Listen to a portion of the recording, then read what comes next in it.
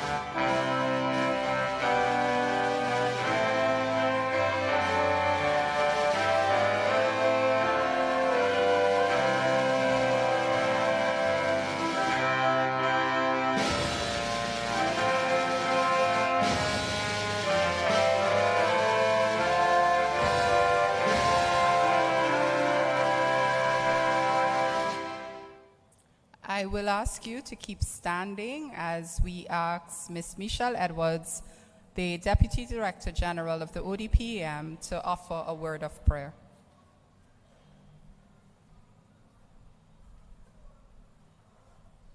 Let us pray. Dear kind and Heavenly Father, Lord, we give you thanks. We give you thanks for today. Lord, we give you thanks that you brought us here safely. And Lord, we pray now that as we have discussions on disaster management, resilience, and all of those issues, Lord, we pray that you will be with us. You will guide our discussions and our thoughts. And Lord, we pray that all that we do will seek to bring you glory, honor, and praise. In the name of Jesus Christ we pray. Amen. Thank you, Michelle. Please be seated.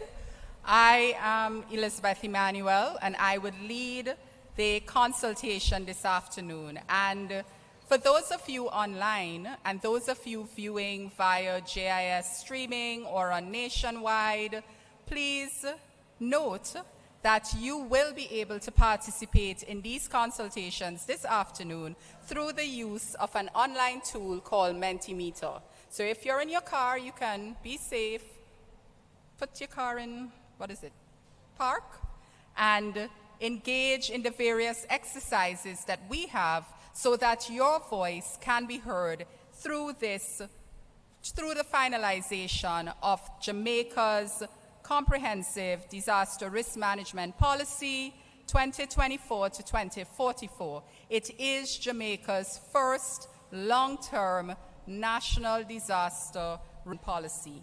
But before we begin, we will like to welcome both the Director General of the ODPEM, Mr. Richard Thompson, as well as the Chairman of the Board of Directors, Mr. Dennis Chung, to bring greetings and remarks. So Richard,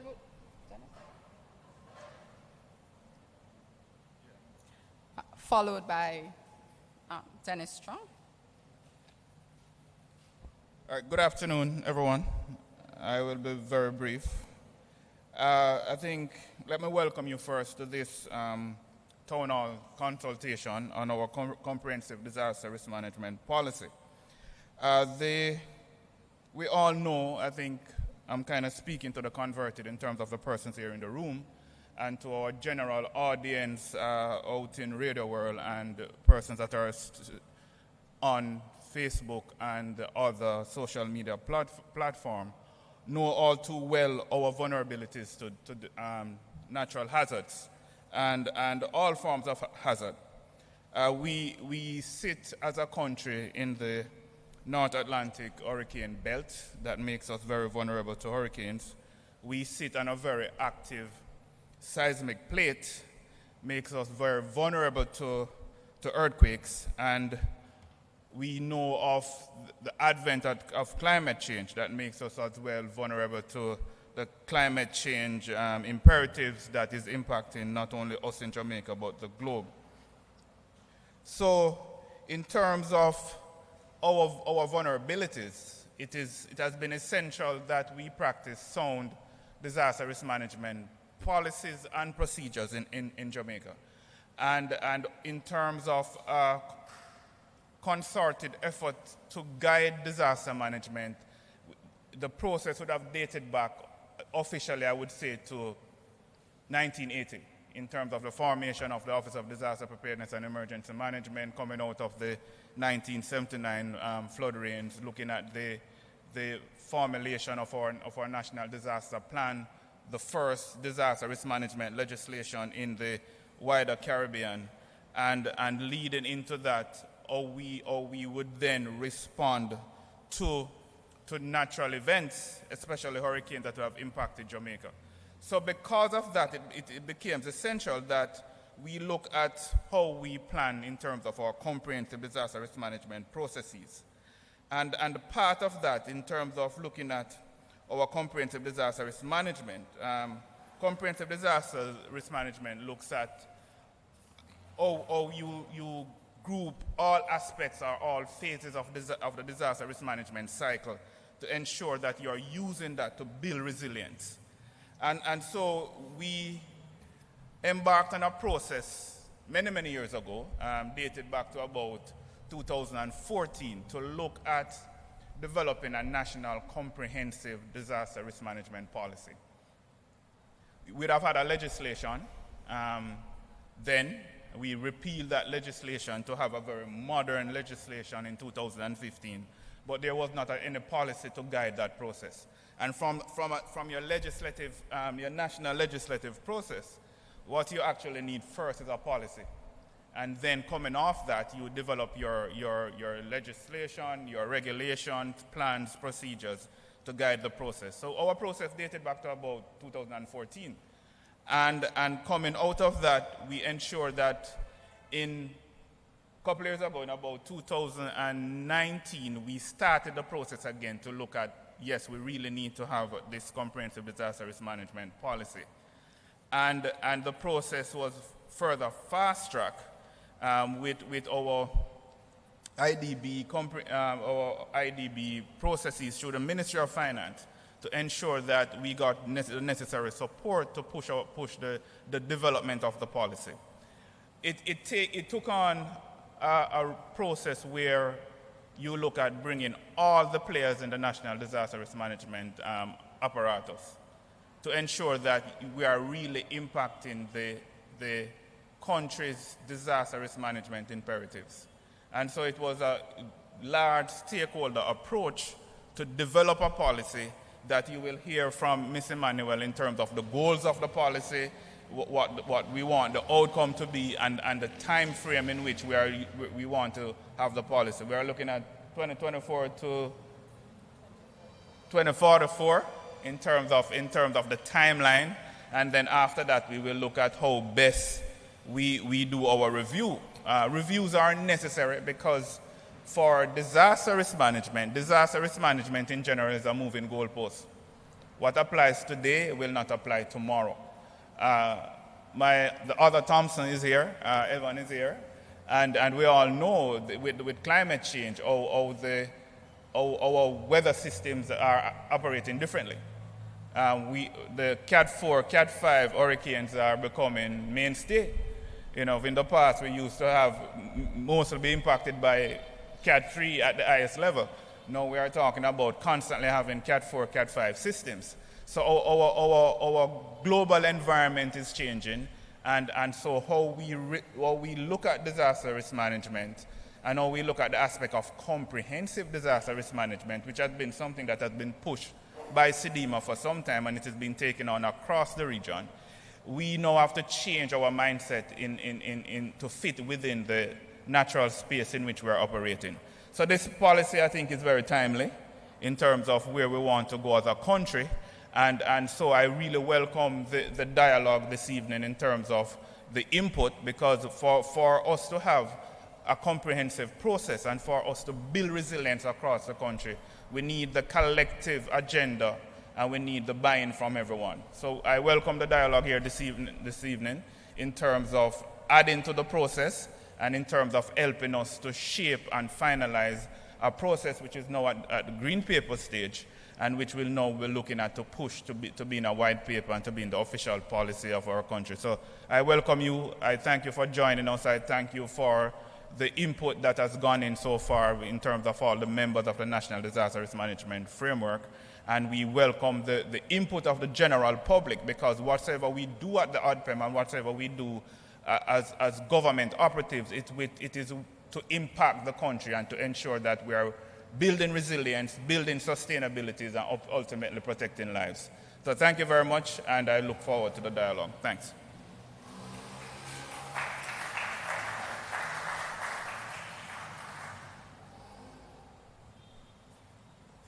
Yeah, good evening, everyone. Good to see everyone here. I want to just recognize the persons at the head table and persons in the audience. I see Fire is here with us. Evan, Digicel, Elon, Ministry of Health. So it's good to see everyone as we gather not only to discuss the strategies, but to reaffirm our commitment to creating a resilient and safe Jamaica for all. Securing, of course, the well-being of our country and communities, our people, very importantly, and livelihoods in this multi-hazard environment in which we exist. As we take this important step in our journey towards building resilient communities and safeguarding lives and livelihoods in the face of disasters. And this is something that we've discussed a lot at the board, and we welcome this policy, because hazards, whether natural, man-made, or biological, can strike without warning, and they can have devastating impacts on lives, livelihoods, and infrastructure. However, with sound planning, collaborative efforts, and proactive measures, we can minimize the impacts and enhance our ability to respond, bounce forward stronger, and recover quickly. In short, we can be resilient, and it is against this background that Jamaica's comprehensive disaster risk management policy for 24 to 44 is being developed as the country's first long-term national disaster risk management policy, and is consistent with national, regional, and global commitments. I wasn't at the ODPEM when it was created, but I'll take the credit, right? Because I'm here now, right? But it's good. The policy, of course, is designed to ensure that by 2044, Jamaica has strengthened its social, economic, and environmental resilience, significantly reducing and eliminating the negative effects of various hazards, including those induced by natural hazards, climate change, biological or health hazards, and man-made ones. Within this context, Jamaica's CDRM national policy framework places emphasis on identifying risks, disaster risk preparedness and reduction, disaster response, disaster recovery and reconstruction and redevelopment, disaster risk financing or financial protection, the establishment of modern and innovative legal and institutional frameworks for GC, JC, DRM, and enabling social protection systems to be more shock responsive. And the goal that I really like there is goal 2, which is developing a culture of resilience, because that, I think, is the one, Richard, that speaks to everything that we need to do in terms of the preparedness for the country, because it depends on everyone here. The development of Jamaica's National Comprehensive Disaster Risk Management Policy and Strategy was led by, of course, the Ministry of Local Government and Community Development and the ODPEM, with the input of a wide cross-section of stakeholders in the public and private sectors, academia, local authorities, civil society organizations, including non-governmental organizations and community-based organizations. The draft policy was tabled in Parliament in July 2023 and subsequently approved as a green paper. And the policy, therefore, essentially focuses on ensuring that Jamaica achieves the vision, and I say here, more resilience and safe country, not towards 2044, but I think that the response that we had after Beryl was pretty good. We did recover quickly in those areas, and that was because of the coordinated efforts that happened at the time. So our goal today is to engage in open and constructive dialogue to shape a policy that reflects the perspectives and needs of our communities as we strive to develop strategies that are robust and adaptable to the realities on the ground. And I want to say here that it is a role of each and every one of us that is critical. It's not just a policy that's there, but you know, you can develop as many policies as you want, but if the people on the ground are not prepared, are not ensuring their resilience, and I see the firefighters here shaking their head, because that is really where everything happens on the ground, you know, and when people are not prepared, then Evan becomes the most desirable man in the country when the hurricane comes, you know, and you're a bit tired of that, right, Evan? So I want to give Evan a break. I want to ensure that everyone understands that it comes down to us at the individual level, as we have spoken about, Richard, to ensure that we are ready. And a simple thing like just the roofing structure, which we have Strappy, that's out there, right? And the reception was very good when we went out. So while we develop and present the CDRM to you, we are only too aware that every citizen is at the center of the success of this plan. And this is why we are having this town hall today, to give everyone the opportunity to share your perspectives, insights, concerns, and recommendations as we work together to shape national policy to advance our country's development. And it's important for everyone to participate, because we don't want to hear down the line that we were not consulted, because the ODPEM has, how many have you done so far now of these consultations? Huh? We've done a lot, and we have a few more left that we're going to do. So on behalf of the Portfolio Minister, the Honorable Desmond McKenzie, and the ODPEM Board, I'd like to extend my sincere gratitude to everyone involved in organizing this event and to everyone here who is participating. Thank you.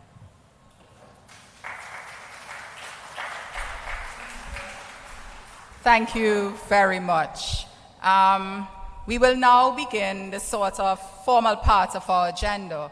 You will notice around, there are many persons around who will be speaking today, but they will be speaking within the context of how their work and what they do will contribute to Jamaica becoming resilient and safe, right? So they're not coming here to talk. So the only greetings we had were these two, I was about to say two young men, but I'll leave it at that, two young men. For those of you who know me, you know that I feel very constrained behind here, but it's being live streamed, so I have to be behind here. So let's go.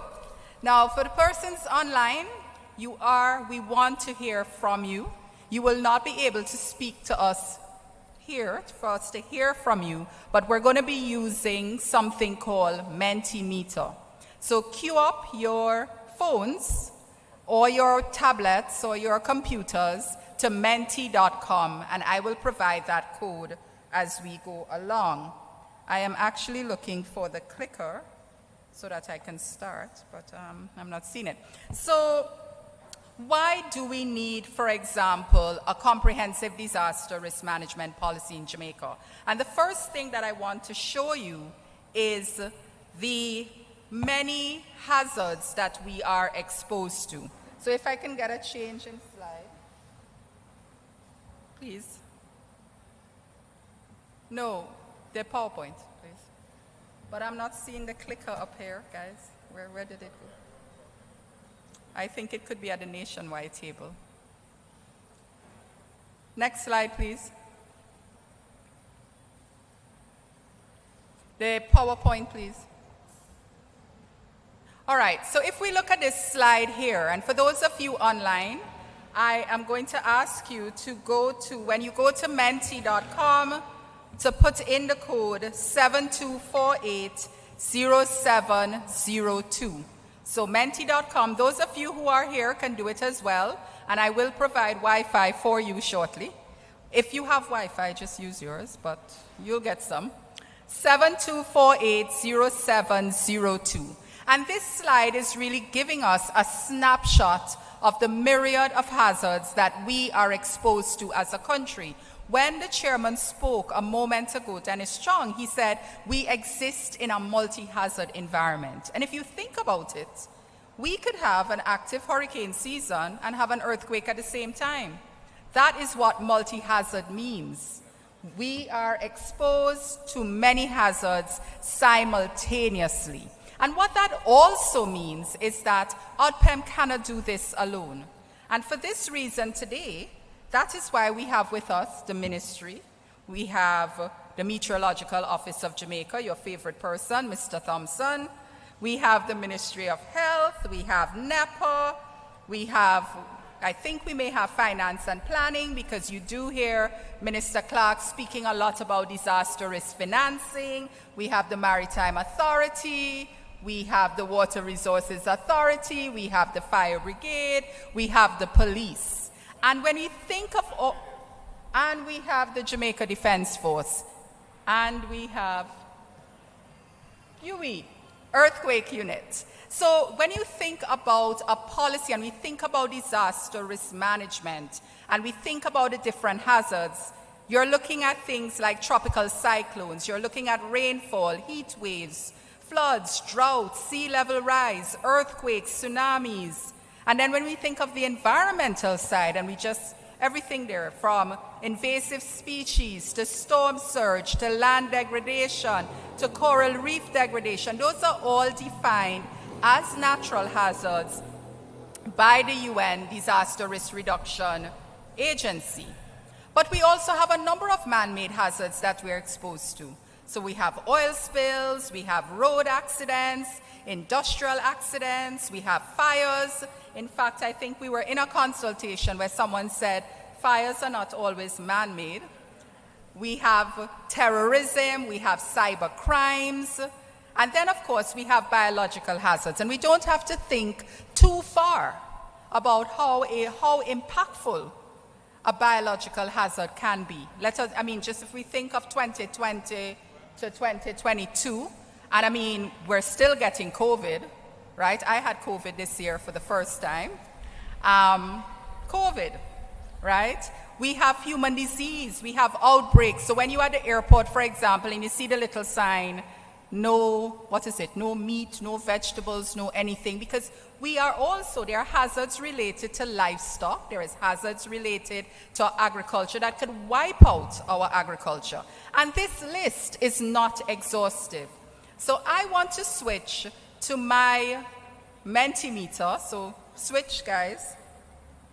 If we can switch. A quick switch to Mentimeter, menti.com 72480702. That's the code. Write it down. And I want you to do something called voting, which is you remember the hazards that we just spoke about.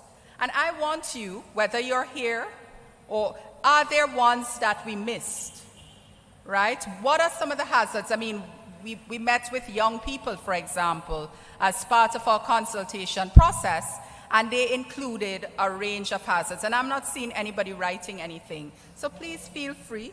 7248, you guys can write too, Come on. This is what's the exciting thing, huh? The what? Menti.com. Do not go to mentimeter.com. Just go to menti.com and a code will pop up, and you type in 72480702. Stanley, write something there so that people can see what's going on. So, is there any hazard you can think about that you did not see? So, for example, I think, was it Carlene? We were talking about things falling out the sky in the consultation you were in. Was it you? Where we were talking about things coming out from space that we have to... What? Spell. B-O-L. Bolide. Right, things coming from space. Should our policy take into account that? For example, should our policy take into account the explosion of AI? So those are the things. Why is somebody writing test? A real hazard. So come guys. So if you're online or if you are, please look on menti.com 72480702. And you could continue voting. So what we want you to think through, okay, so we have people there putting squalls. So that is not on the list that we have. So we would need to include that. Lightning is a hazard. It's actually there, but not a problem. Tsunamis, etc. So what we're trying to show is that we exist in this multi-hazard environment. But I want to ask you a question, and I want persons here to answer me. And it's a pity I can't move and walk around, so I would be taking the mic. I mean, I'll probably ask one of my students, one of you, come stand here, April. Do we have a mic that can roam, that we can go to people? Yes, we can take off that mic.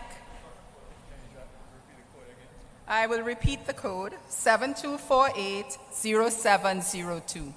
And you could continue voting. There are 72480702.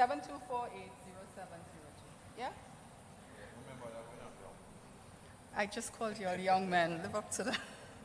All right. What I want us to look at is when we think about hazards, we all have stories to tell.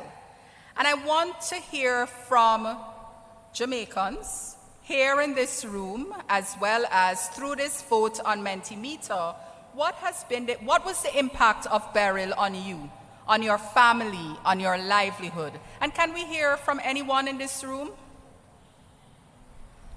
Anybody? What was the impact of beryl? Right, Richard is saying no sleep. For me, I kept being on the computer trying to see, being Evan, is it passing? Is it passing? Has it passed? And at every little wind, I'm like, oh my, oh my. Anybody had a story? I found out when, right? So we're seeing some voting going up here where somebody is saying, they had minor impact. My house was affected, some damage. Continue to vote so we can see. What are the stories? Is there anything? There are a lot of people in the back there who would like to speak. Why are you standing? Go down. ODPEM people are in front here. We're not talking to them yet. So someone said that their livelihood was negatively impacted, and this is very anonymous, this Mentimeter. So it could be somebody online, it could be somebody in here. We will not know, but it allows us, it provides us with information that we can use. Anybody wants to share any impacts that you have had?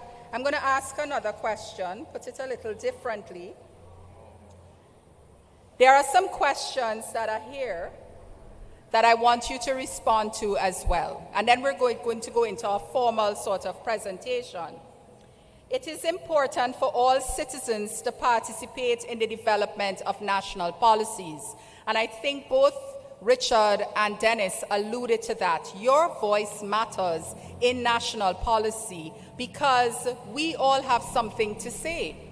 I did an interview with Nationwide just now, and in one of our consultations in Sir William Grant Park, a young lady came up to me and she said she could not speak, but she heard everything I was saying. And that was mind-blowing because basically through her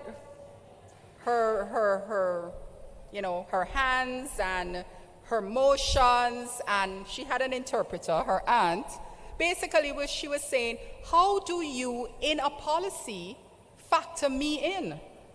I can't, if we had an earthquake, really, and I am stuck under, I need to be rescued, I can't scream.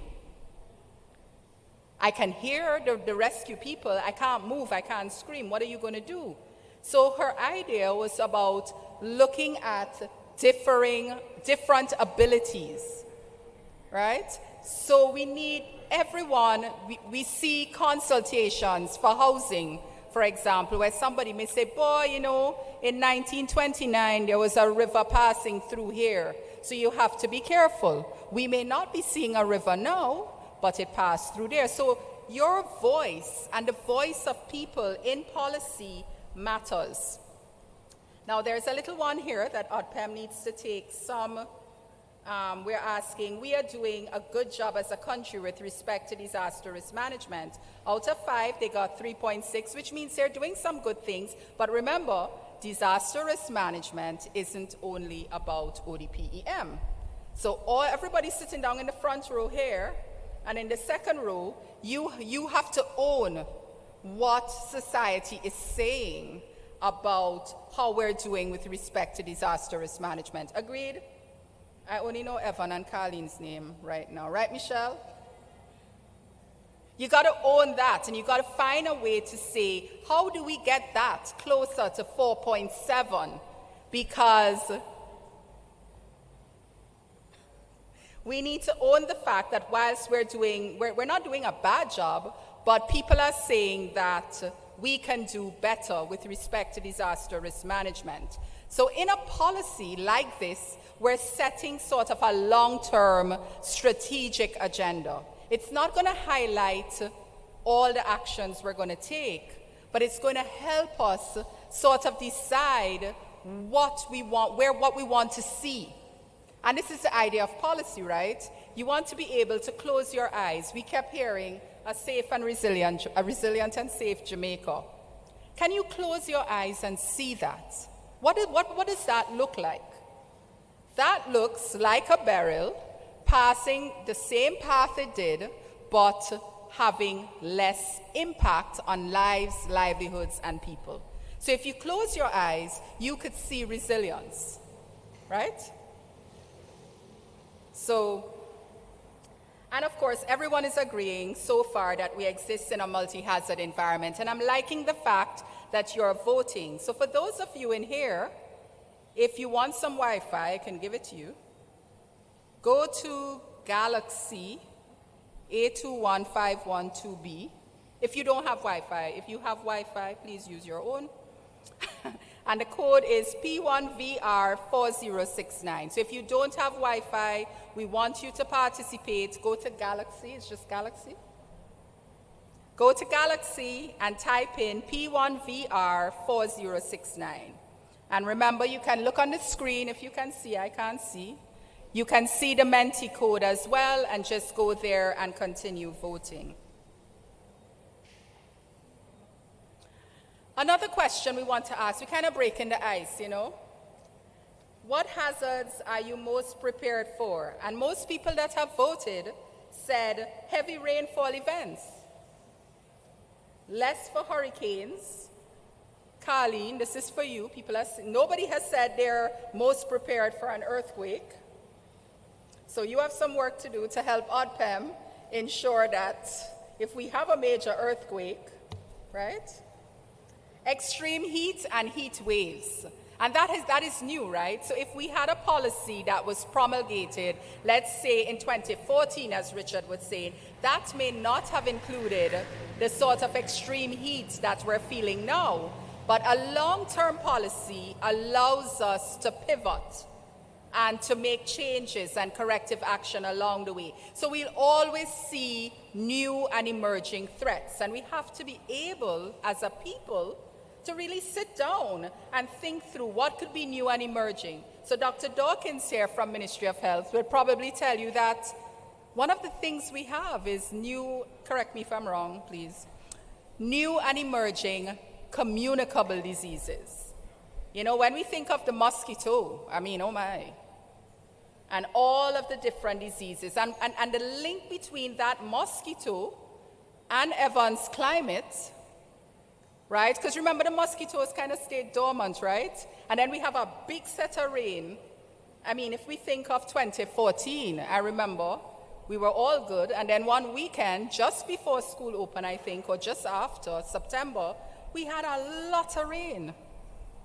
And then what did we have? A lot of mosquitoes. And then what did we have? We had chickpea. That was 2014, right? Everybody was getting chickpea, except my son. So that's my story. He's allergic to mosquitoes, and he wasn't bitten. So everybody had chickpea in the house, and he didn't. But we have that link with climate. But we also have that link with NSWMA and how we dispose of garbage and where the mosquitoes stay and breed and so on, right?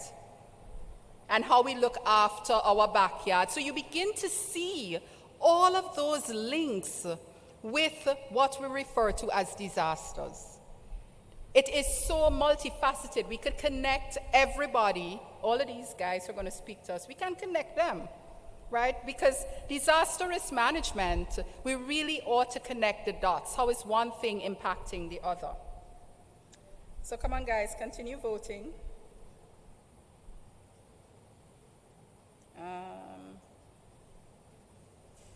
All right, so I am going to stop here and go back to the presentation for right now. Continue to vote. Menti.com 72480702. Anna, I'm not seeing you voting. Come on. And because I know you people's names, I'll call your names, so please vote. We want to hear your voice too. You're no longer a staff of ODPEM here today. You are John Public Jamaica, so vote. Okay, next slide. That's me again. Can I change it?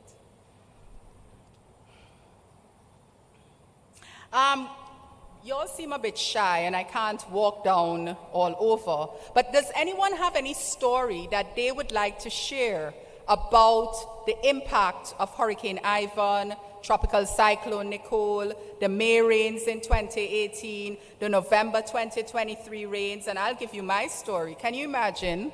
I am driving in that Friday, there was November 2023 rains. And I work in this area, and this is to tell you how easy it is to make mistakes. I work in this area, and I'm driving through Norbrook, and I want to get home, and I see water high like this. I see a Prado going through it, and I says, oh, maybe I can go through it too. And then I was like, Liz, no, you can't do that. You got to turn around. And people were taking that risk of going through to cause problems for you guys, right? So, you know, we all have these stories, and we need to sort of begin as a country and as a society to document some of the impacts of these events on us. Because by documenting our stories, and in the Caribbean and in Jamaica, we have a very good tradition of storytelling, but that storytelling is also very instructive. So if anyone in here would like to speak about how they dealt with the earthquake last year, you know, we had these earthquakes, and I would imagine people sat at their desk and didn't do what they were supposed to do. Or you look out through the window and you say, oh, nothing not happening. Or we have rains, the May rains in 2018. How many people had family or friends who that May rain of 2018, you guys would have been in Form 4, so these are some of my students. They would have been in Form 4, but Form 5 students could not go to school, and it was in the middle of CSEC. How many people remember that? So when we think about these events, it's just not an event happening that is affecting just one person. It affects sectors. I don't know if anybody remembers that, or if I'm the only person remembering that. People couldn't go to school. I mean, you know, there was stuff in St. Thomas happening and Clarendon, and I think, if I recall, the exam could have been math, which is an important and fundamental exam, right? So anybody wants to share their story of any event? Richard, you have a story to tell? You have a story to tell about any of these events? You have a story to tell? So you're saying you all have no impacts? You all don't remember Ivan? I remember Ivan with a little radio listening to Evan whole night. A little orange radio, and I'm like, I mean, you have a story? Come. We have to vibes up the thing, you know. We can't just listen to me for the whole night. But yes, I listened to you during Ivan for the entire night when it went through Hellshire Hills instead of going through. I remember all of that. My only story or experience of a disaster was Talk louder, sorry. Ivan was my first experience of a hurricane where I think I have knowledge of what's happening. And I watched my neighbor rooftop blow off, like totally off. But when the eye was over us, everything is calmer. Person was up there trying to fix that, and the rain just suddenly come down and everybody's like scattering. That's my only experience of a hurricane? Actually seeing it, yes, up front. Every other time it's just seeing that regular storm passing through. Ivan was my first experience of a hurricane as well, because I lived in a country that did not have hurricanes. So it was my first experience. But why are we developing this policy? And I think that based on our discussion so far, we kind of have an idea as to why we need to think long-term and we need to think strategically about disaster risk management. And one of the things that I'm not sure many people are aware of is that disaster risk management and the need to protect lives and livelihood is very much rooted in Jamaica's Constitution. Chapter 3 of Jamaica's Constitution, the Charter of Fundamental Rights and Freedoms, calls for the right of everyone in our country to enjoy a healthy and productive environment, free from injury, etc., etc. So the call to have this sort of policy in place goes right back to our Constitution. So before we even think about, the location and the geography and the geology and all of these things, we, as a country, that is rooted in our Constitution. Our geography, geology, we are highly exposed to several natural hazards. And I showed that slide before. If we're thinking about sustainable development as a country, and we're thinking about, we have a national vision, Jamaica the place of choice to live, work, raise families, and do business, there must be a space for comprehensive disaster risk management, because we see where the little so-so rain sometimes cause major flooding. Not true. National Works Agency, right? Major flooding, and he can translate that flooding into an impact on the budget, right? And when you are giving away your money to National Works Agency, well, you're giving it away because guess what? If we're resilient, they wouldn't need it. And where would it go? It can go into education. It can go into health, right? So resilience is important. Striving for a resilient Jamaica is a national priority, because that national priority could then translate into us developing in other areas. And of course, we are signatory to all these different regional, national, international obligations. But that's secondary, in my opinion.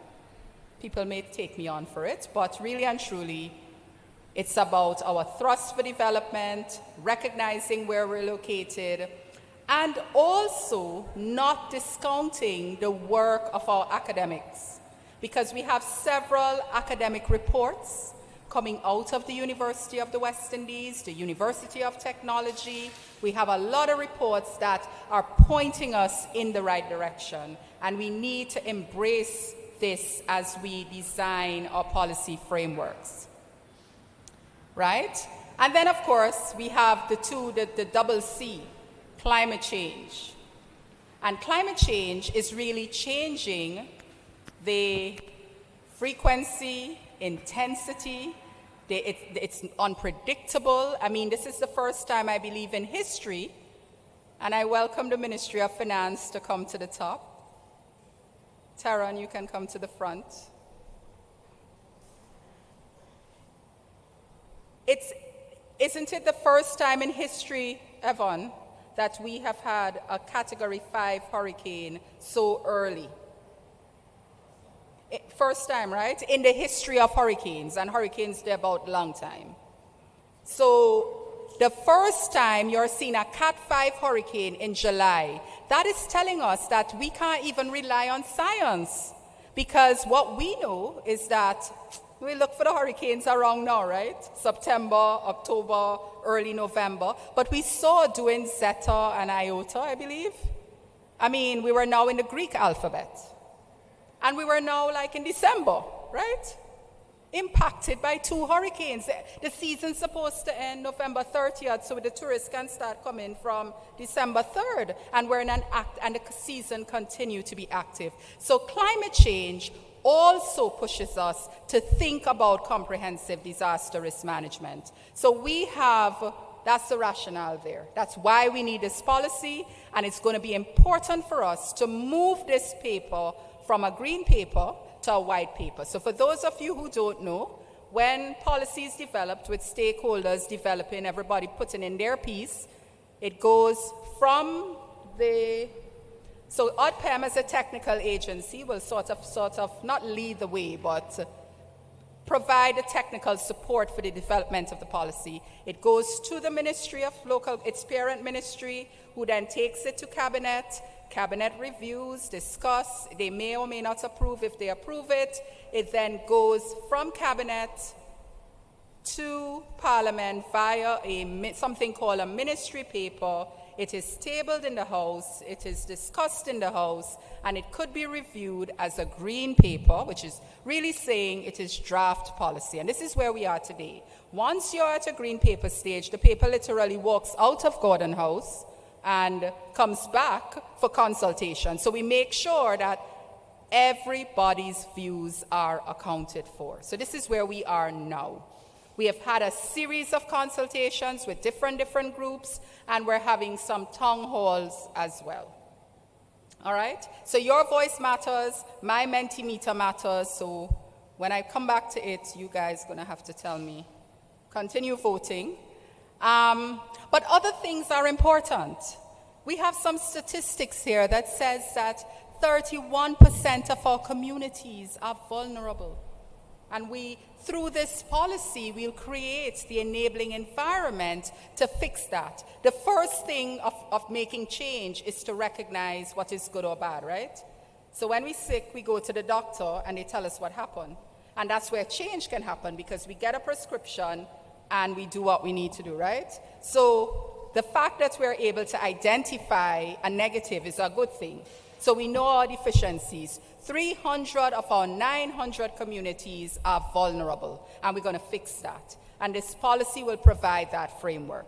We understand that disasters have impacts on people, economic industries, tourism, agriculture, education, health, and they have, our Ministry of Finance is here, implications for public finance, because it increases expenditure, gives more money to NWA to do stuff, pulling it away from other important sectors, and may also result in things like domestic borrowing.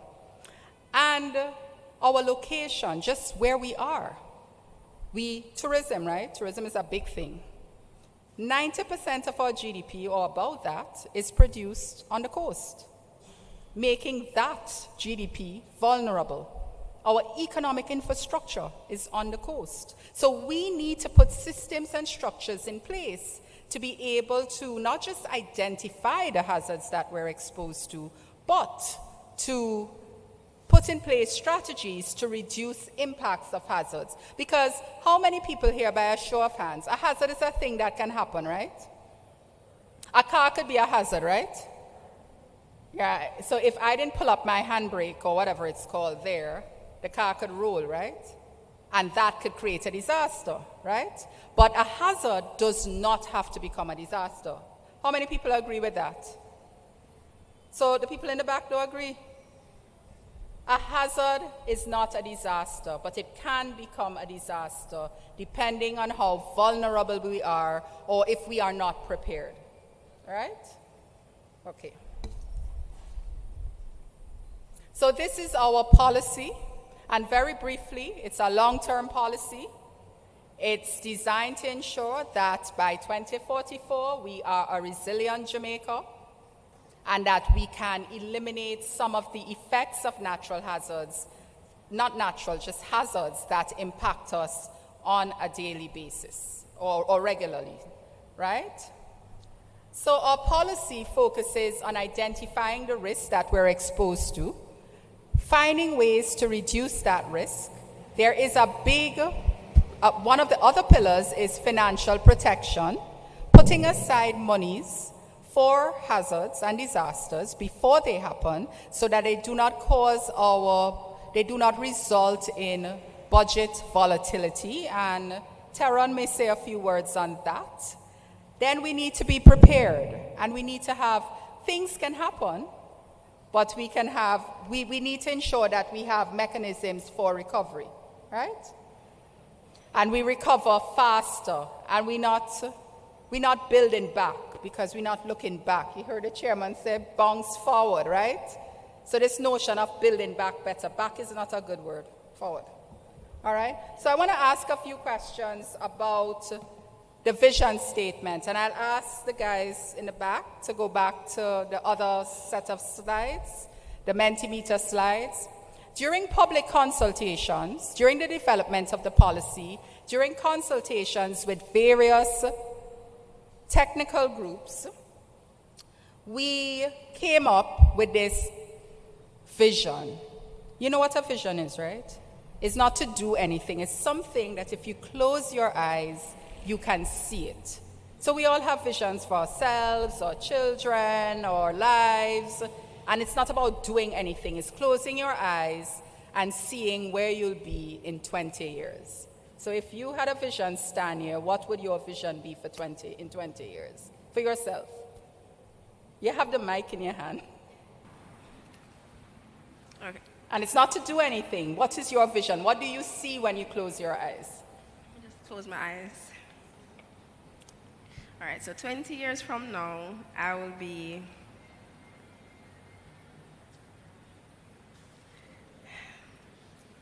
retired.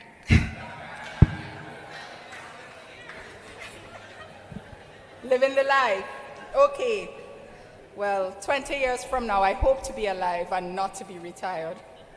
I don't think I could manage it. I have to be working.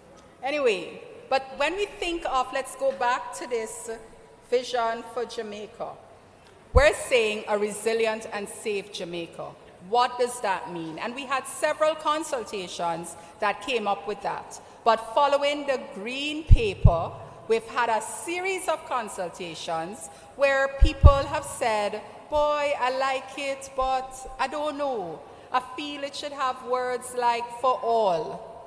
I feel it should have the word sustainable in it. I don't like the word safe. What say you? This is your vision. It's a national disaster risk management policy. If you don't want to say it to me, go to Mentimeter, because then I'm just going to start calling people. And Anna knows how much I love her. So Anna, what say you? You're not staff of ODPEM tonight. They can't do you anything. Pass the mic to Anna.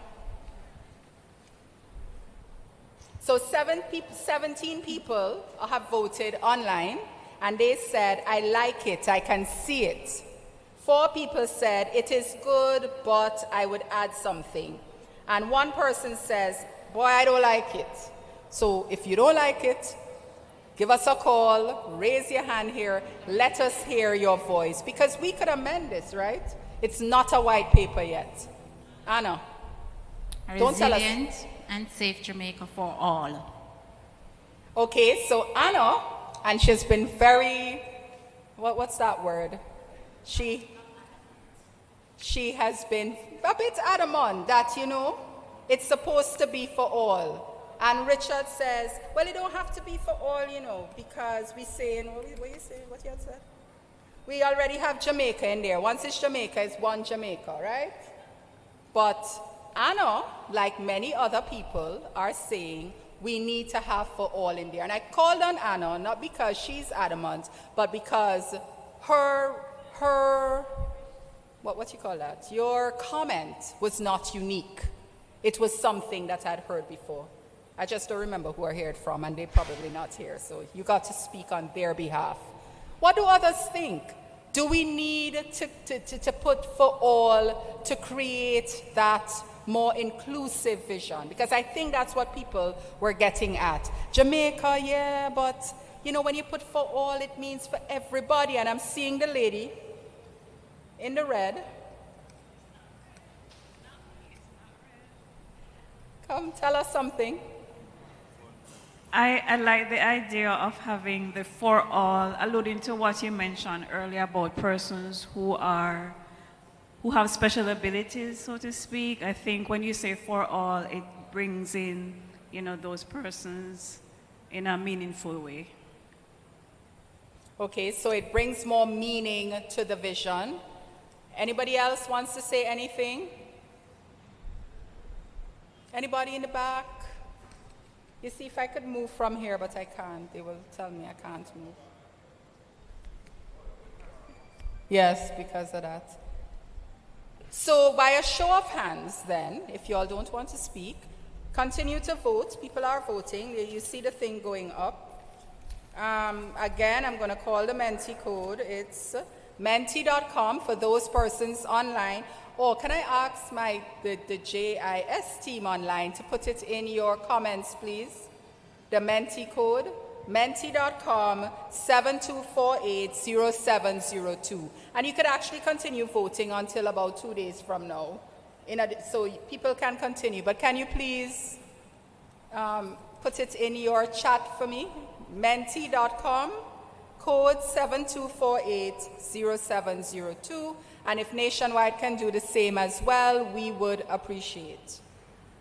So, by a show of hands, because we can also speak with our bodies, by a show of hands, how many people like this vision? Raise your hands high. Well, you need to raise your hand. You don't have a choice. So what I'm seeing here, you don't like the visions. So you're going to tell me why you don't like it. Your hand was up before, but I never see it. All right. So let me see the hands again. How many people like the vision? All right. So we have a wide cross-section of persons in here who do not like it. And I want to hear why from some of you, because we need to make this vision representative for all, for want of a better word. My friend in the white shirt. I want to expand it a little. Okay. A safe and resilient Jamaica, especially for the most vulnerable. Okay, a safe and resilient Jamaica, a resilient and safe Jamaica, especially for the most vulnerable. All right, I'm hearing some backbenchers here. You know, when you go to the movies and you hear the people talking, you're limiting the vision. Not you, Richard. Right, okay. What do people think about that? Do you like that? Anybody other than the person who said it likes it? Do you want to say something? Yeah, your wheels are turning. Come, say something. Come on.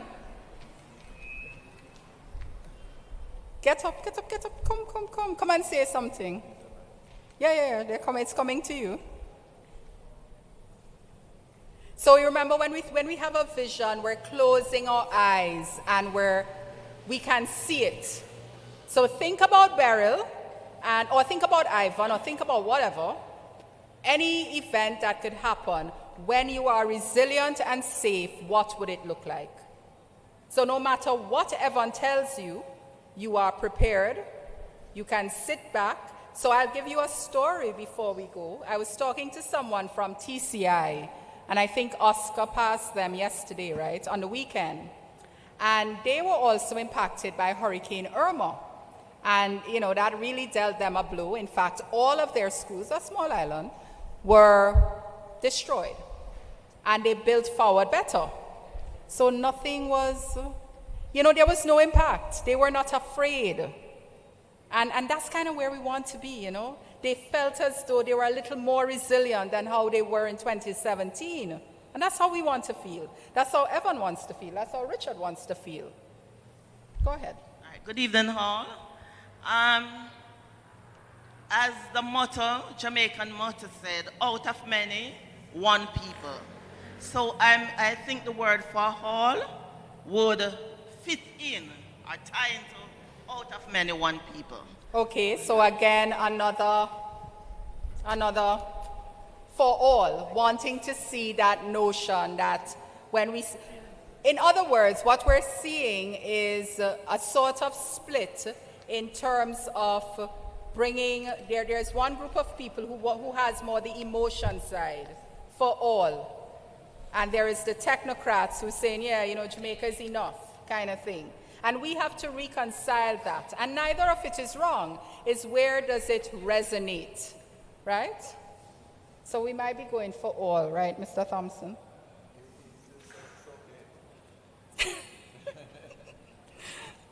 Okay. And 18 people says it's okay, but would for all change it? And would it satisfy more people, for example? Those are the kinds, when we have policy consultations, those are the kinds of things, you'd have thinking through.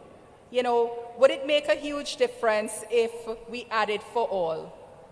It may not make a huge difference to you guys, but for some other people, it would resonate better. And that's kind of like what we want. I'm not saying that's what we're going to do, but we have heard, and we have heard it multiple times. Continue to vote, please. Now, this is where our speakers are going to come in, and they can all jump for the mic at this point in 2 minutes. Now, you can have a vision for yourself, right? And I like to use people because it's easier for us to think. We have a vision for who we want to be. So I want to be a grandmother in a few years, not right now, because I only have a 15-year-old and a 21-year-old, but I kind of want to live long enough to be a grandmother and to have grandkids and to spoil some kids because I like babies and I can't have any more. So that's my vision for me.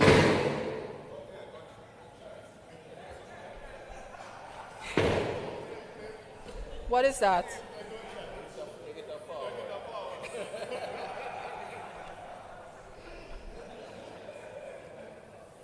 Okay, like they're trying to take away my vision, but you're here, so I feel protected. Because if it was really a gunshot, you would have done something, right? We have the police here with us, so.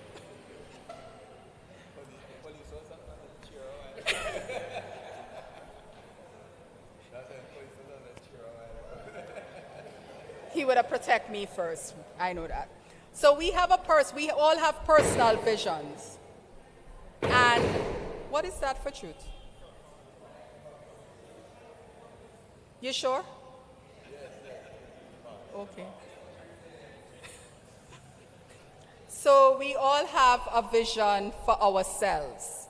But to get to that vision, there are going to be things that we have to do. So we have lower level visions called goals, right? So if we think about it, you would have, like young people, they have a goal, I want to be educated. So I'll go back to my students, Tanya and April.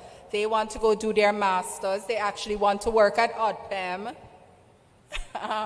So they have goals. They want to have pretty things. They want to have families, I don't know. So those are their lower goals so that Stania can retire by 2044, as she says, right?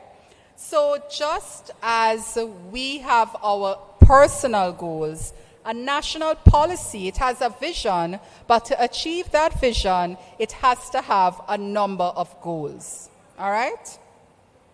So we have this goal, this big word called mainstreaming, DRM, across all sectors and industries. So we have a goal that's focused on that. So to get to this resilience and save Jamaica, what we're really saying is that all sectors must think about disasters, how it's going to impact them, how they're going to become resilient, So tourism has to think about it. Health has to think about it. Education has to think about it. Even the little lady, remember the Gleaner article about, like that, I never even thought about that. There was a Gleaner article about a seamstress. She says, we're in Clarendon, we need light because we can't sew the uniforms for the kids to go to school 2 weeks from now. Now, nobody thought, I didn't think about that. But that has an impact too. So how do we make her resilient, if you know what I mean? So we need to mainstream. Another area is a culture of preparedness and resilience. So the chairman said that's the one he likes best. Because if we have a culture of resilience, it means when lightning flashing, we're not outside. So where I live, when lightning flashing, I see people outside riding bikes, and I'm like, okay then. And you're like, and Jamaica have some serious lightning, but you're riding your bike outside. Is it that you don't know? Is it that you're unaware? Is it that you figure, well, the lightning not going to strike me, so I could still be in a pool? If you get what I mean. So a culture of resilience so that we reduce death, we reduce economic distress, we reduce social distress. But a big thing about this disaster risk management is laws and policies and sanctions. Sanctions isn't a good word because you want people to comply, but you need laws, you need policy, and we need to make sure they're modern and they're keeping with the modern age. So for example, do we have a policy on AI and how AI could have an impact on, I don't know, create some disaster, I don't know. We need to know what the risks are. What are we exposed to? Identify all that we are exposed to. It's like going to the doctor and doing what you call that thing when you do all the tests? What is it? An executive. So you sit down with your country and you say, what are we exposed to? And kind of look at, kind of copy and see what other people may be experiencing and kind of say, well, could this be us in 5 years or 10 years? So we need to identify our risk. We need to have adequate response and recovery. So, I guess I could say this one because it was public. JPS needed to recover faster, right? So we have the response. You have the JDF, you have ODPEM. We are good with response, but if we may need to improve in some areas of recovery. Some people are really good. So when the mountain fall down, NWA clear it before it reached the news, right? Because you're good with recovery. So we need to have those systems in place. And we need to safeguard our economic sectors, right? So tourism and so on, they need to embrace disaster risk management. MSMEs or small businesses, the little shop out there. How are disasters impacting me? What can I do? So someone once, in a consultation, they owned a bookstore. And, they just ended up doing a really simple thing because it flooded every time. And the books were on the ground, in a bookshop. So you just raise the shelves. So if there is a flood, if water comes in, you don't lose your stock. And this is what, it's just really recognizing that we're all exposed. And then financial protection and disaster risk financing. And that's the notion about having instruments in place for disasters before they happen. And recognize as much as we can risk mitigate and climate adapt, there may be some risks that we're still exposed a little bit. So Taron will say a little bit to you about Jamaica's disaster risk financing framework. Things like insurance and things like cat bonds. You hear Ministry of Finance talking about it all the time. Our consultation is not as exciting as theirs in Halfway Tree we need to have one of those. One in Halfway Tree with the music and the DJs and so on. So our team here this afternoon is actually going to share with you online, and then we have some Menti questions to answer about the goals. So I'm going to leave that slide up, but they're going to come and each of them for about 2 minutes share what their stake is in this policy and which goal you're going to grab. Which is your goal? We're all related. All the goals are related. Why are they all sitting down? Nobody's coming up. Oh, Teron, come. Well, Teron has a goal, one goal in this policy, and that's goal, what goal is it? Right, so come and talk to us. Thank you so much for coming. All right. Good evening, ladies and gentlemen. My name is Teron Francis, here from the Ministry of Finance. Thank you very much, Liz, for having me. Good afternoon, personnel on the head table. Everyone here, this is a very important consultation that is taking place. Now, representing the Ministry of Finance, the particular goal within this comprehensive disaster management policy that pertains to the Ministry of Finance is Goal 7, which speaks to ensuring that there is an appropriate disaster risk financing policy framework in place to safeguard the gains that we have made over the years through many sacrifices of the Jamaican people. And so what the Ministry of Finance has done is we would have tabled in Parliament a national natural disaster risk financing policy. This was done in 2023. And the National Natural Disaster Risk Financing Policy, it promotes a risk-layered approach to disaster risk financing, whereby we ensure that there are adequate reserves to deal with losses associated with high-frequency, low-severity events, natural disasters, while transferring the risks related to more low-frequency, high-severity events. So what we have done is have a multi-layered approach, because one layer cannot deal with all the hazards to which we are exposed. And so for some of the hazards, we have decided that we'll retain the risks. And some of the instruments that we have in place to retain the risk associated with more high-frequency, low-severity events are our contingencies fund that is capitalized at about 5 billion. Well, it was capitalized at about 5 billion at the beginning of the financial year 24-25. As you know, with the passage of Hurricane Beryl, funds would have been advanced from the contingencies fund to the various ministries, departments, and agencies to undertake the response effort. The thing with the contingencies fund is that it is actually an advance to these ministries, departments, and agencies. So once the supplementary budget is passed, that increases the allocation of these ministries, departments, and agencies, then these monies will be repaid to the contingencies fund so that we'll always have these resources available to respond following the passage of a hurricane or in the aftermath of any natural disaster. So we have also in place a natural disaster fund, which is actually overseen by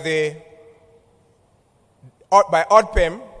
We have as well, and this was just in 2024, established a National Natural Disaster Reserve Fund, which in the 2024-25 budget, we have allocated $1 billion to capitalize the reserve fund, but it will also be a repository for all the payouts that would emanate from the various risk transfer instruments that we have in place whenever the policies are triggered. In terms of the risk transfer instruments we would have had in place, we currently have a catastrophe bond that allows a drawdown of up to $150 million US. Now, the catastrophe bond addresses the impact of named tropical storms or named storms that meet the specific parameters in relation to the CAT bond.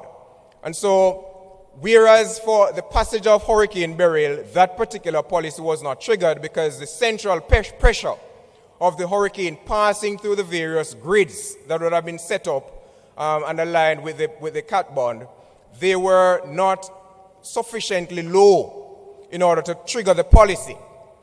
We have in place as well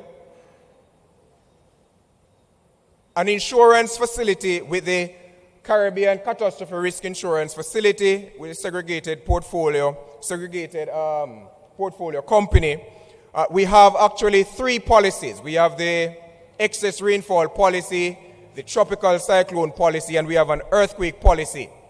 And interestingly, with the passage of Hurricane Beryl, the policies for the excess rainfall and the tropical cyclone would have been triggered, and Jamaica was able to benefit from 4.2 billion Jamaican dollars that would have been used to offset expenses related to the response and recovery effort.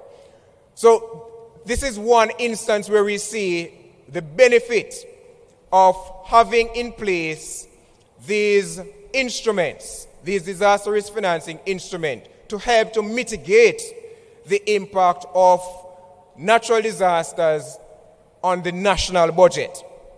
Had it not been for these instruments, what you would usually find is that the government would have to resort to additional borrowing, or it would have to resort to reallocating resources that would have been targeted for some critical expenditure. And so what you may have found is for the passage of Hurricane Beryl, without the triggering of the policy and the payouts to us, monies allocated to education, monies allocated to national security may have had to be reallocated in order to offset the expenses that were necessary to deal with the recovery, the relief, and the response effort. In addition to those instruments, we have in place a contingency facility with the IDB that allows us to draw down in excess of $300 million US. We have also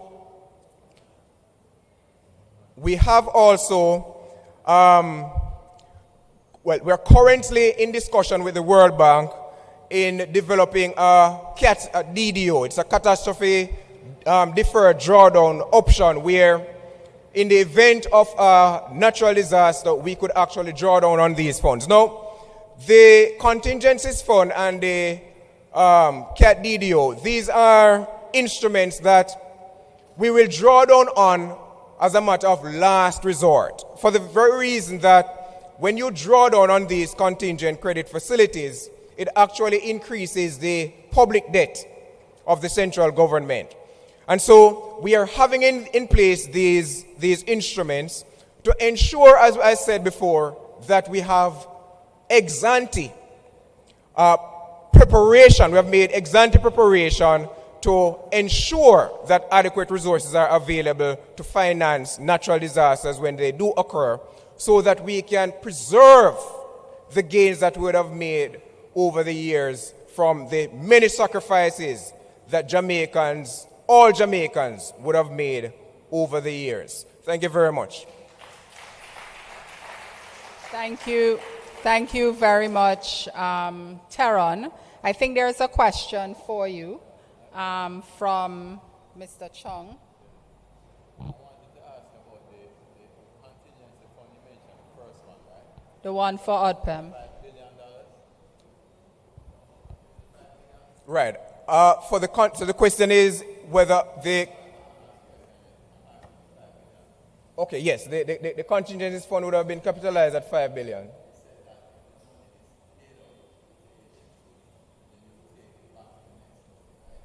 Right. No, so it's the...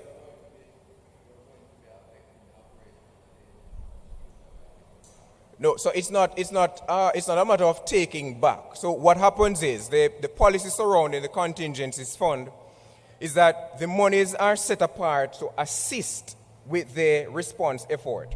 Now, because the when there's a disaster, it would have been expenditure that would not have been planned for on the part of the ministry departments and agencies. When they utilize monies that would have been allocated to them in the Appropriations Act, that money is then given back to them in a supplementary budget. But they would have utilized that money from the advance right. So they actually get additional money from a supplementary budget, which they then pay back to the contingencies fund. Monies that they would have utilized to undertake the expenditure. Okay. All right, so we see, for example, thank you, Taron. Can I get back the slide, please, on the policy goals? It could be the actual PowerPoint in the back, the actual PowerPoint presentation. So we see where, for example, next slide, please, where Taron spoke about disaster risk financing. And we have quite a number of other persons who's going to speak about their role in comprehensive disaster risk management. So we have about 7 or 8 different persons to speak about how they will contribute to the realization of these goals over the next 20 years. So I'm going to call on anyone can come up. And you guys want to come? Anybody can come up. Do like Taron. Dr. Dawkins, you want to come up? Let's hear from some of the less known areas. We leave the best for last. You. Dr. Dawkins, sometimes, we don't think about, when we're talking about disasters, we don't think about health so much. We thought about it during COVID. So, Dr. Dawkins. And you could say which goal. I mean, people will have an idea of where health kind of, granted it may be all 7 goals, but let us know. All right, thank you again and good night, everyone. So when we think health, it's kind of hard to put health in one of the goals. It will in fact span pretty much at least 4 of these goals routinely and generally. We can just think, for example, when we spoke about burial just now, if we had to get into what we need to do to become resilient and prepare for that particular hazard, there's a lot of things that, from a health perspective, we'll have to get into. So the matter of, for example, how do we educate persons and ensure that they take personal responsibility for their health and or medical condition, those are things that contributes to individual resilience and then by extension, household resilience, which expands into the community resilience. So how does mom who sits at home, who has her young children, and a mother who has an underlying medical condition, what do we need to do in terms of risk communication and community engagement and health protection and promotion? How do we help that individual household to be better able to manage their own health and the health of the persons they care for? So we have programs that we must ensure occurs throughout. So the disaster risk management perspective is in fact already a program, but we certainly, to realize the policies for taking resilience down to the very unit of persons, we certainly need to expand on how we deal with the matter of health and health considerations. So there are health considerations because of the hazard of infectious diseases, but there are health considerations related to other hazards. If, for example, we were to have a sudden onset, we spoke about earthquakes, for example, what do we need to do to ensure we can treat persons who become injured because of the event in and of itself? So as a responsibility for the health sector, we now need to get into how do we make the health system resilient to ensure that we can continue to provide essential services, health and medical services during and after the event to deal with the acute injuries and the long-term complications related to the event that would have passed. So we take measures in place to ensure, one, the healthcare workers are aware of their responsibilities and can handle it. the buildings that we occupy can withstand the forces and therefore be able to stand up to the threats? And also, how do we ensure that the supplies can come in to ensure we provide care? Because it doesn't happen in isolation. Bearing in mind that our key resource, the human resource, the healthcare worker, could also be a victim, and therefore they themselves must render themselves resilient to be able to continue. So if we deal in the context of the full span of the policy, the health system itself must become resilient. So it cuts across all goals. But if we zoom in again on what we do to support some of the other functions, the health sector, the Ministry of Health and Wellness, is key to the vital statistics element of what we need to do in terms of tracking and characterizing the problem and knowing where we stand. So when we collect our data through our surveillance systems, which is the intelligence arm of health, that informs how impactful the event may be, or it will tell us who do we need to target our limited resources to render the unit household resilient. So our surveillance system is something that we need to track, and everybody participates in rendering the data collection mechanism. We, just to know, are having a conversation around the fact, for example, put your mind in the context of what happened with dengue. Dengue is one of those conditions that we know about a long time, but now it's changing how it affects us as a population. We characterize it as, for example, hyperendemic. And guess what is happening? It is looking to happen more and more frequent, causing much more deaths and disability related to the incident. However, there is more that individuals can do to become resilient towards dengue in and of itself. But there's another arm of it. We now need to push what we call a One Health concept to be able to ensure that biological hazards are not expanding in terms of the number of things that we now need to consider. We now need to be able to strengthen the partnerships of key sectors with health for health partners, and that is what is going to contribute to the comprehensive disaster risk management policy and realization of the goals. That's in the context of our goal number 5 and 6, for example, in terms of the stakeholder engagements and the partnerships that we need to have. And when we deal in the context of risk identification, goal number 4, we just mentioned the fact that we are now morphing in terms of the biological hazards. So we got COVID, which was a brand new disease, and we would love to think that that's the only one that's going to come. But now we have to have something called disease X, because if it's not COVID, it's likely to be some other new condition that we will not know anything about, and all our wonderful health system would not be able to address until we learn enough.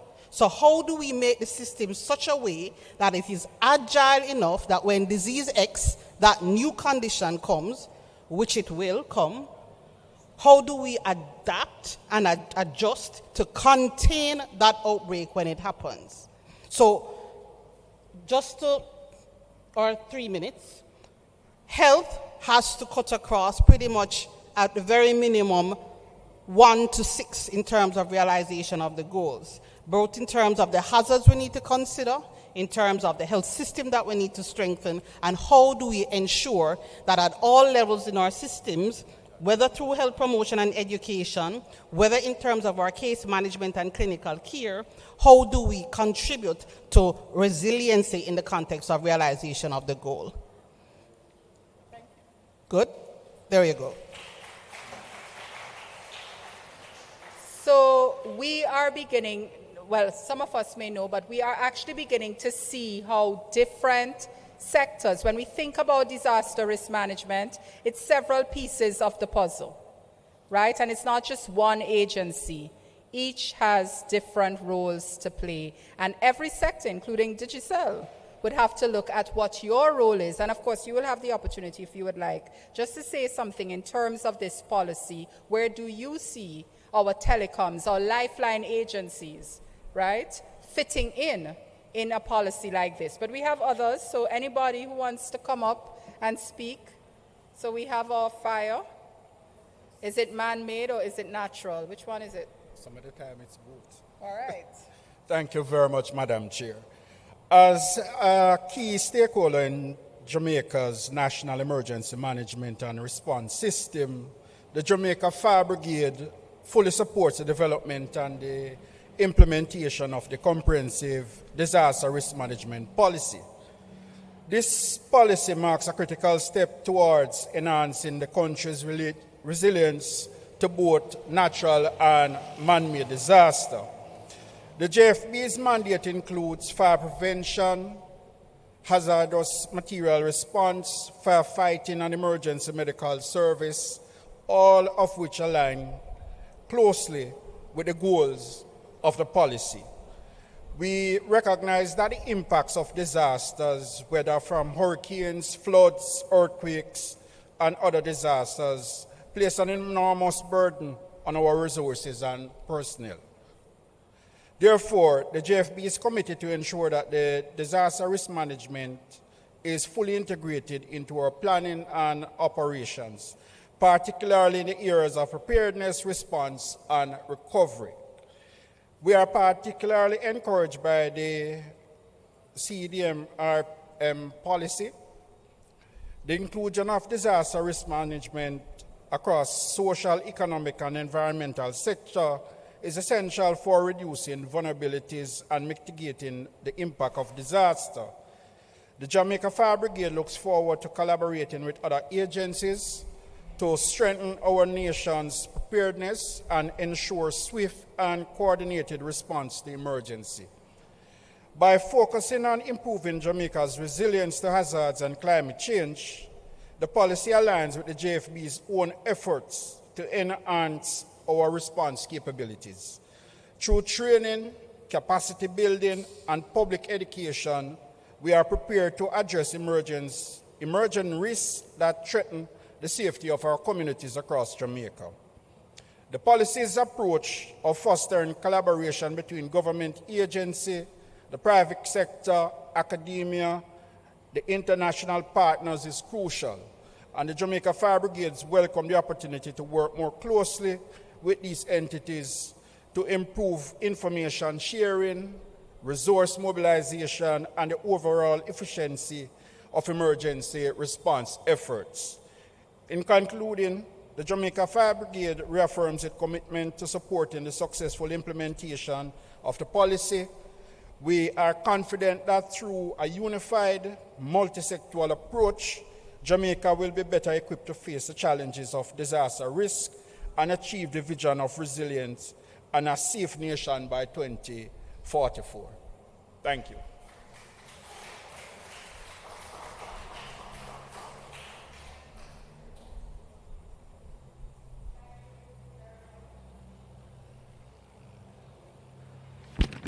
Oh yes, thank you very much. At this point, I'm kind of like in the middle here, asking if there are any questions before we move on. But I know there is a comment. Well, there are two comments. I didn't get your name. What's your name? I will speak to your comment. Gail? Barbara Dale, who's here with us, she wanted to remind us, she says it's a long policy, right? It's 2024 to 2044. And we need to remember that we need to be able on an annual basis to still do things like drills, right? Whether it's fire drills, earthquake drills, different drills, so that we continue to be prepared in the face of disasters. And then I have another comment here. So I'm going to ask you to introduce yourself. And my name is Robert Reed.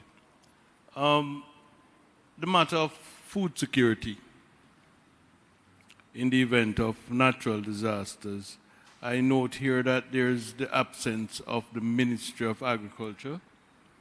I think we should have some discussions about it, because when we hear of a hurricane coming, the first thing we do is we run to the supermarket and stock up.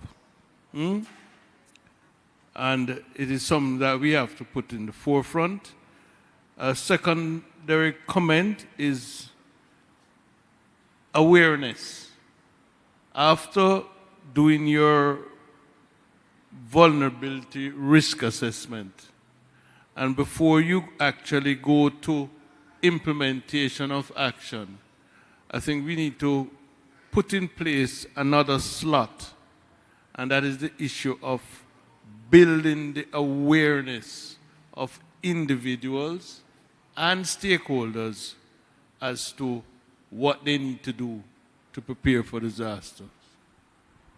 Thank you very much for those comments. And yes, the whole issue of food security is important when we're speaking about disaster risk management, as well as, and it's also going back to the whole, connected to the whole issue of drills, is ensuring that we're all aware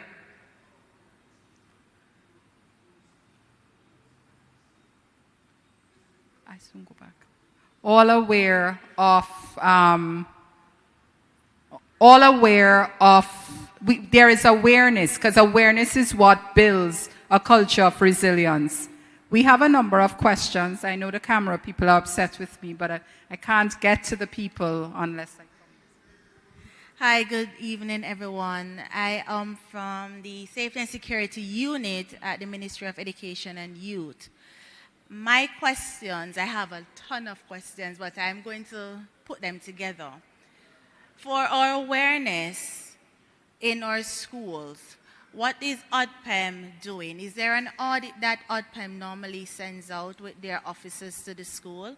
I am aware that the fire brigade have their fire audit that they normally do on a yearly basis. Apart from our drills that we would have in the schools during January to February, where we advise them to do about earthquake awareness, is there an audit that can be done to provide awareness within the schools? All right, I'm going to hold your question for a minute, and we will have ODPEM respond to it. I'm getting old, so if I forget, remember to raise your hand, I'll remember. And I'm going to go to just one more question before we go back to our presenters, so one more comment. So I'm Akeelim Hamilton again. I'm seeing a lot of conversation about natural disaster. I'm wondering about man-made disasters, such as like a nuclear holocaust. That's kind of probably on its way in, possibly. Are we prepared for the financial fallout that may have, or the impact it might have on our system, natural resources, as well as several other areas of our society that will be greatly impacted for something like that, and other man-made disasters like biological warfare, things like those that will impact us severely as a nation. So I'm wondering, are we focusing in regards to that as well? Because I'm seeing a lot of that. Yes, we are, because whilst we may be focusing here on natural, the policy takes into account other types of hazards, all right? And it also looks at risk identification, all right? So trying to seek out potential risks that we're exposed to. So just asking someone from our team who, you can go. So we're going to invite Ms. Colleen Black from the UE Seismic Research Unit to speak to us. With climate change, we seem to be forgetting about earthquakes. So she's going to give us a wake-up call this afternoon. Evening. This comprehensive disaster risk management policy is a key milestone as it assures Jamaica a successful transition into being an earthquake-resilient nation. It sets out clear goals to mainstream disaster risk management in all aspects of government, industry, and our communities. This means, not implies, the mainstreaming of earthquake safety and preparedness. Of course, with mainstreaming of earthquake safety, we have actually hit goal 1, and for earthquakes, I would say that we would be hitting all the goals, including financing. In terms of reducing mortality and economic losses, we should be reminded that Jamaica is facing the earthquake hazard, which is ever present, and we are always exposed. The earthquake activity is a clear and present danger which we as individuals and as a nation cannot afford to encounter in an unprepared manner. The magnitude 5.6 earthquake of October last year was a good reminder that although we experience hundreds of earthquakes every year, very few are felt, but that doesn't mean that the strong ones, the dangerous ones, cannot occur.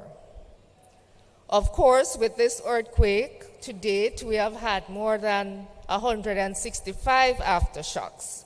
So aftershocks is also another area which would touch on sensitization and risk identification, because I'm sure the Ministry of Health did not think that they would have to be dealing with trauma after an earthquake. But the fact is that many persons are now so traumatized that the slightest vibration they feel, they're calling the earthquake unit to ask if it was an earthquake.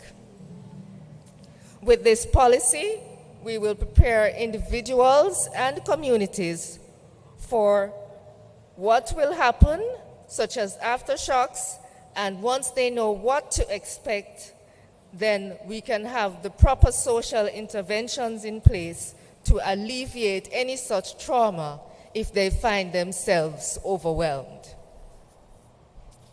Historically, the island has had quite a few damaging earthquakes, which has cost the country many precious lives as well as great economic losses and destruction of infrastructure, as we saw with the 1692 Port Royal earthquake and the 1907 Kingston earthquake.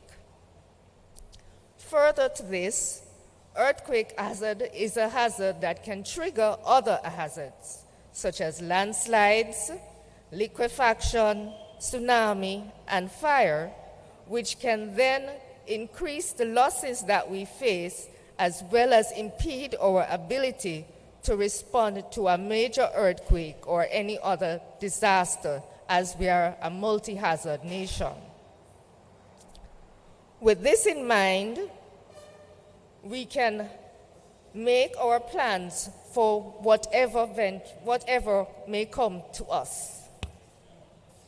Incorporating this comprehensive disaster risk management policy in all aspects of development and daily life will ensure reduced mortality and destruction from earthquakes and enhance our ability to respond effectively, as the other hazards which can also occur once they are triggered by the earthquake would also have been considered and mitigated against, thus reducing the need to build back better, as all future constructions and endeavors will be done in an earthquake-resilient manner.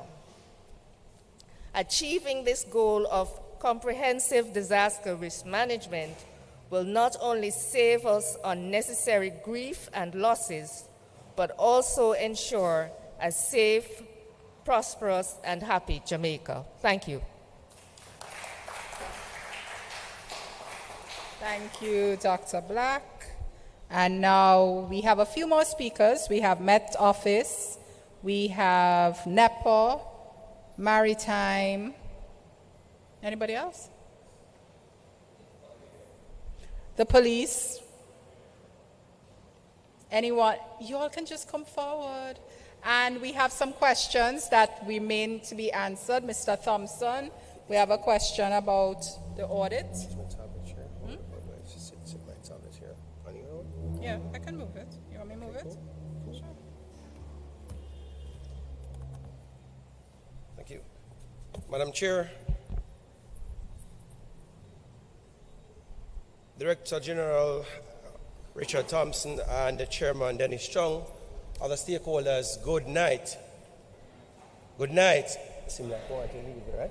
I know that we are tired and want to go home after a long day. Right? I am Gary Francis, an acting Assistant Commissioner of Police, representing the JCF.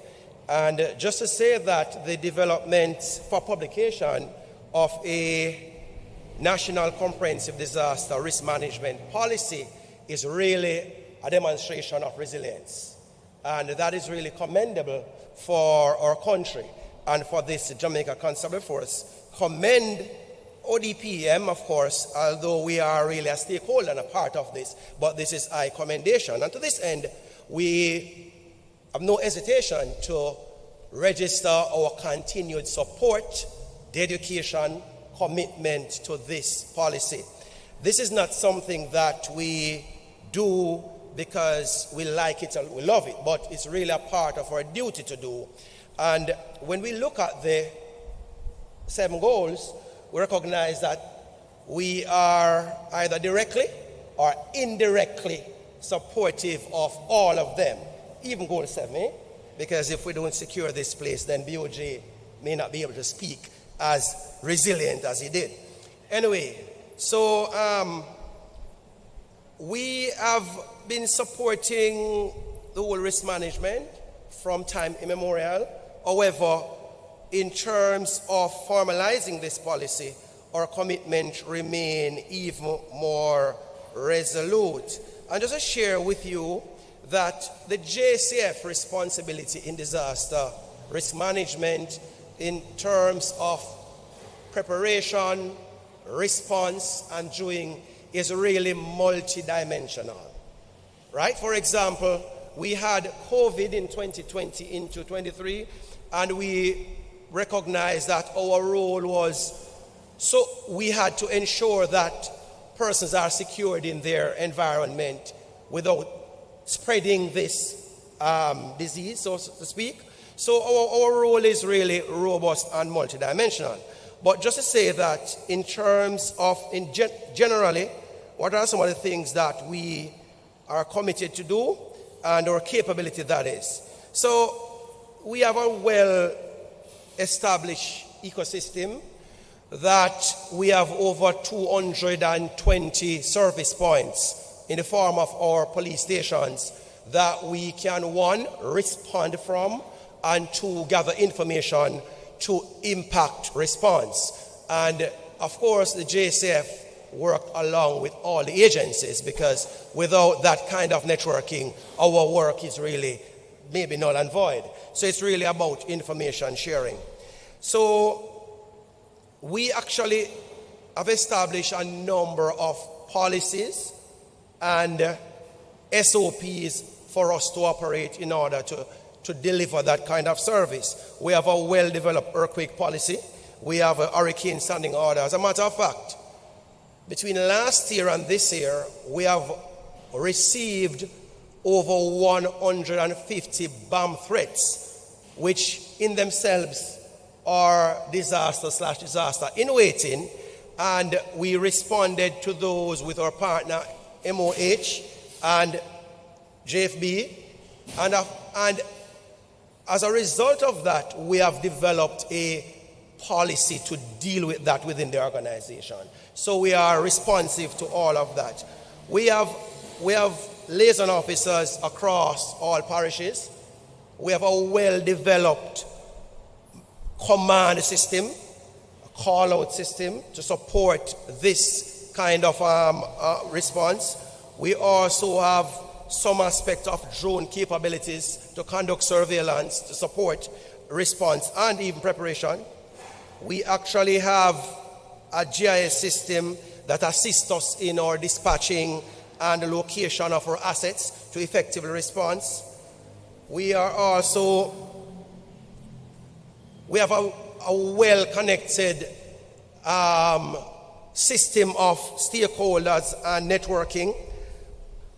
We have a robust coordinating system between multi-agency, and we actually have the police emergency communication center that links the entire operation in terms of disaster response. The recently acquired communication system by ODPEM. It's connected to all our major units to enhance clear communication, effective for response. We have a cadre of well-trained members to response, and of course, stakeholder partnership will provide additional kind of support. So, at this time, I will say nothing else but to commend ODPEM for this. This is more than just an initiative, it's a project by itself. And we stand committed as we make Jamaica far more resilient for 2040? 2044. And we believe that the vision is sufficient. Right? And I may just say that we believe that the vision is sufficient because Jamaica is Jamaica, and it includes both creatures, great and small. So to say, what was the additional word? For all, we seem to leave out the other creatures. Is Jamaica safe with all the ecosystem that support us in total? So we're supported by that, right? All right, we have, I think, 3 more to go. We have Evan, Dion. You all run for the finish line. Anybody who's ready to run, you see, he ran first. Good evening, all. I'm Kenry Valentine, representing the Maritime Authority of Jamaica, a state agency that I'm sure many of you would be hearing about for the first time. Now, the Maritime Authority of Jamaica is a state agency with regulatory responsibility for shipping in Jamaica's maritime space. Now, Jamaica being an island nation, naturally, over 90% of our trade is via ships. And that comes with some danger. So on one of the earlier slides, you would have seen oil spill as one of the hazards that we would have been exposed to. Ships rely heavily on fuel oil in order for them to move through the ocean. And as you can imagine, one of these ships coming into Jamaican waters veered off course and probably run aground. Then we're going to have an oil spill, which can impact on tourism. Possibly it may happen somewhere close to the channel, blocking the channel. We may not be able to, import, have other ships coming in with supplies that are much needed for the state. So what we do at the Maritime Authority of Jamaica, we are a member of a Caribbean Memorandum on Port State Control. We have what we call Port State Control Officers. And what Port State does, it provides Jamaica with the legal framework to board any foreign ships trading with Jamaica, inspect those ships to ensure that they're compliant with safety measures and pollution prevention measures. In the event that we board one of these ships trading in Jamaica and we recognize that they are not compliant with the required standard, both international and local standards, then we do have the ability to detain those vessels. Similar to what the police would do with, they stop you on the road, your car is defective, and they'll call the wrecker. Well, we can't call a wrecker, but we can detain that vessel for as long as it takes to ensure that whatever issue that we would have identified is actually rectified prior to that vessel departs from Jamaica. So what that does for us, though, is that over time, we have developed a reputation as a state that will not accept substandard ships coming into our waters. So we had a situation a number of years ago, maybe about 2 or 3 years ago, where a particular shipping line would bring ships into Jamaica, and every time the ship gets to Jamaica, they would be detained. It got so bad that the agent for the ship would actually call the office to inform us that the ship is coming, allow them a few days to sort out things before we actually board the ship. Eventually what happened, the company sold the substandard vessels, bought new vessels, And now we have better quality vessels actually trading in Jamaica as a result of that. Also, through being member of the International Maritime Organization and ratifying certain conventions, Jamaica has ratified the International Convention on Civil Liability for Oil Pollution Damage.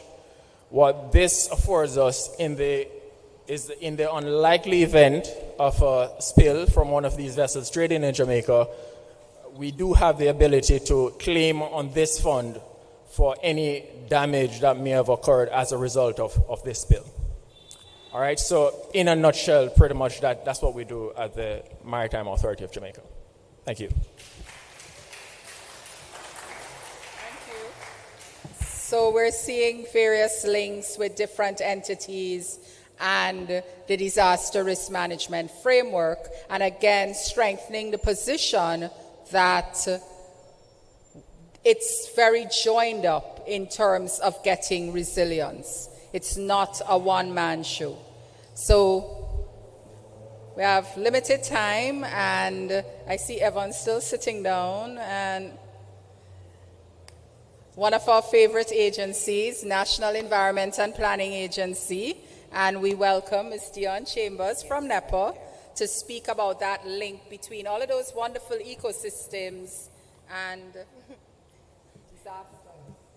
Good evening, everyone, and all protocols are observed. I'm glad the time is running out, so I'll be very short.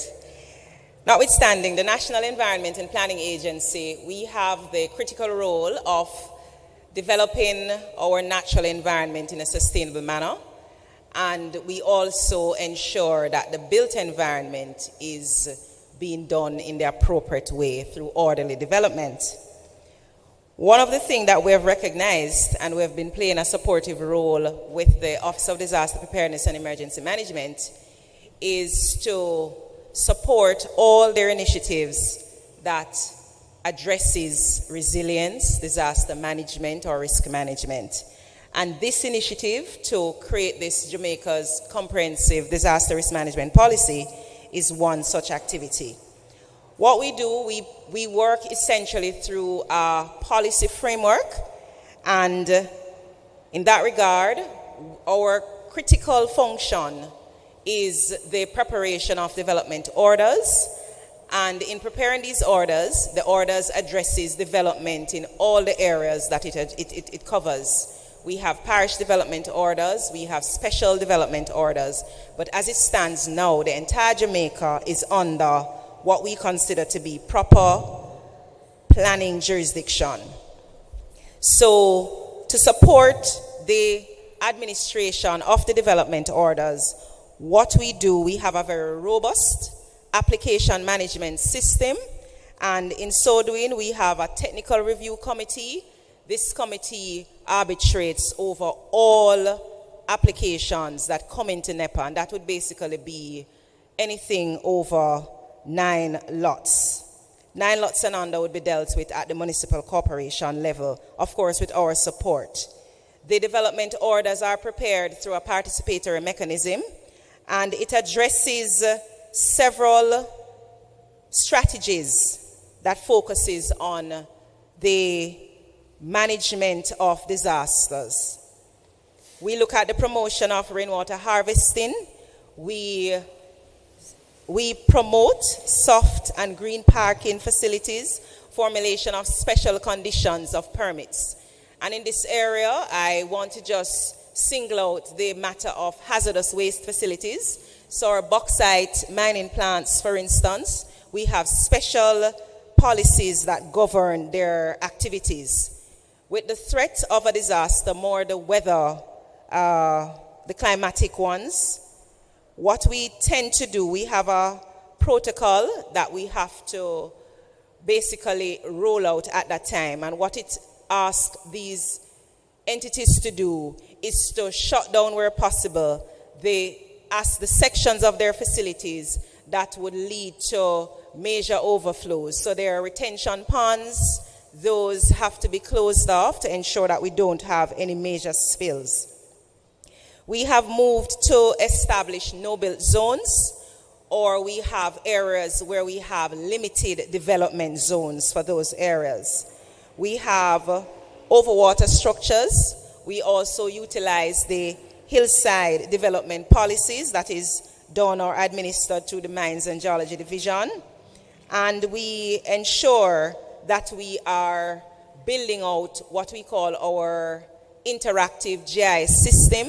And what this has done, it has mapped out all sensitive areas, particularly along the coastlines. We look at our wetlands, we look at our forested areas, and we look at the critical sensitive areas. And what we do when we have the development applications, we overlay these to ensure that we're not going into vulnerable areas.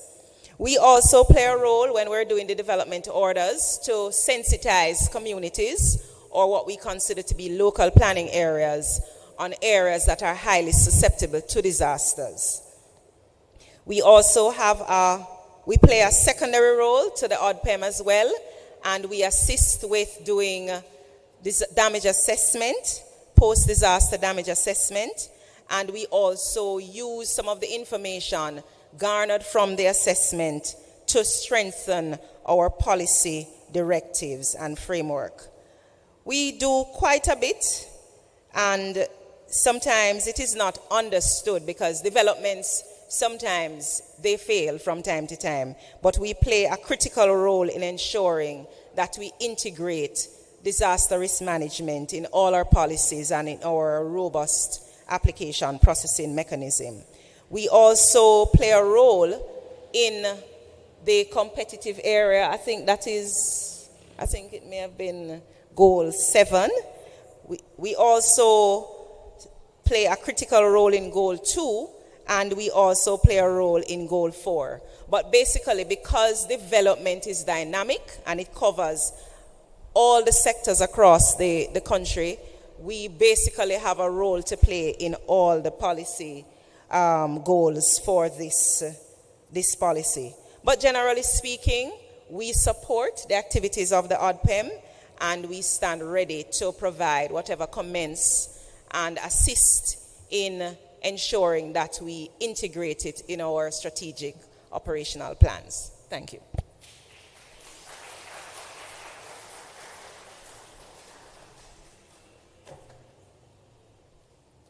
Good evening, everybody. I am Stephen Shaw from the National Works Agency. I'm stealing 2 minutes out of Evan's time just to speak to what we have been doing for quite some time now, which is really supporting that which the ODPEM is seeking to accomplish by 2044. Now, one of the things I note that the word safe is part of the vision statement. And if you look at our tagline, developing safe, reliable, and quality roads, that's what we aim to do. How many persons recall 2006 when Gustav visited us? Not many people may recall that the eastern side of the country, St. Thomas and sections of Portland, they were inaccessible from Harborview side because the Dry River Bridge, that had collapsed. And the crucial thing as fuel, getting fuel from Kingston to that side of the country was challenging because the fuel trucks could not go through the junction.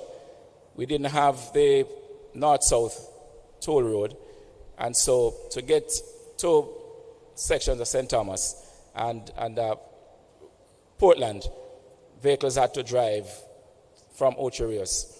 Now, one of the things that we have been seeking to do over several years, certainly since the advent of the Works Agency, which is 23 years now, is to build some amount of resilience into our structures. And so our bridges, we take into consideration the fact that we're really in an earthquake zone. So you may be driving on a bridge and you feel it moving. It won't fall because we have built it in such a way that it does take into consideration the fact that we do experience tremors. Our roads, you find that especially the arterial network, we have lifted most of these above the normal water mark because we want to ensure that there is some amount of resilience in the network. Where it is that we can use concrete in the building out of our roads, that too is part of what we have been doing. And you can look at the Fern Gully where we did a mix of concrete and flexible pavement, asphaltic concrete, recognizing that that corridor was carrying a lot of water. We have not really had a challenge in that space, even though we have had several storm events since Gustav. The Bogwart Gorge, we have done some amount of concreting there. And so where it is that we can do so, because, what we're seeking to do is to build resilience into the network so that when these hazards, these natural disasters hit us, we are in a position to recover and recover quicker than in the past. All right, so we're really taking on board what it is that we are seeking to accomplish here by 2044, and we are part of the discussion and will continue to be involved. Thank you.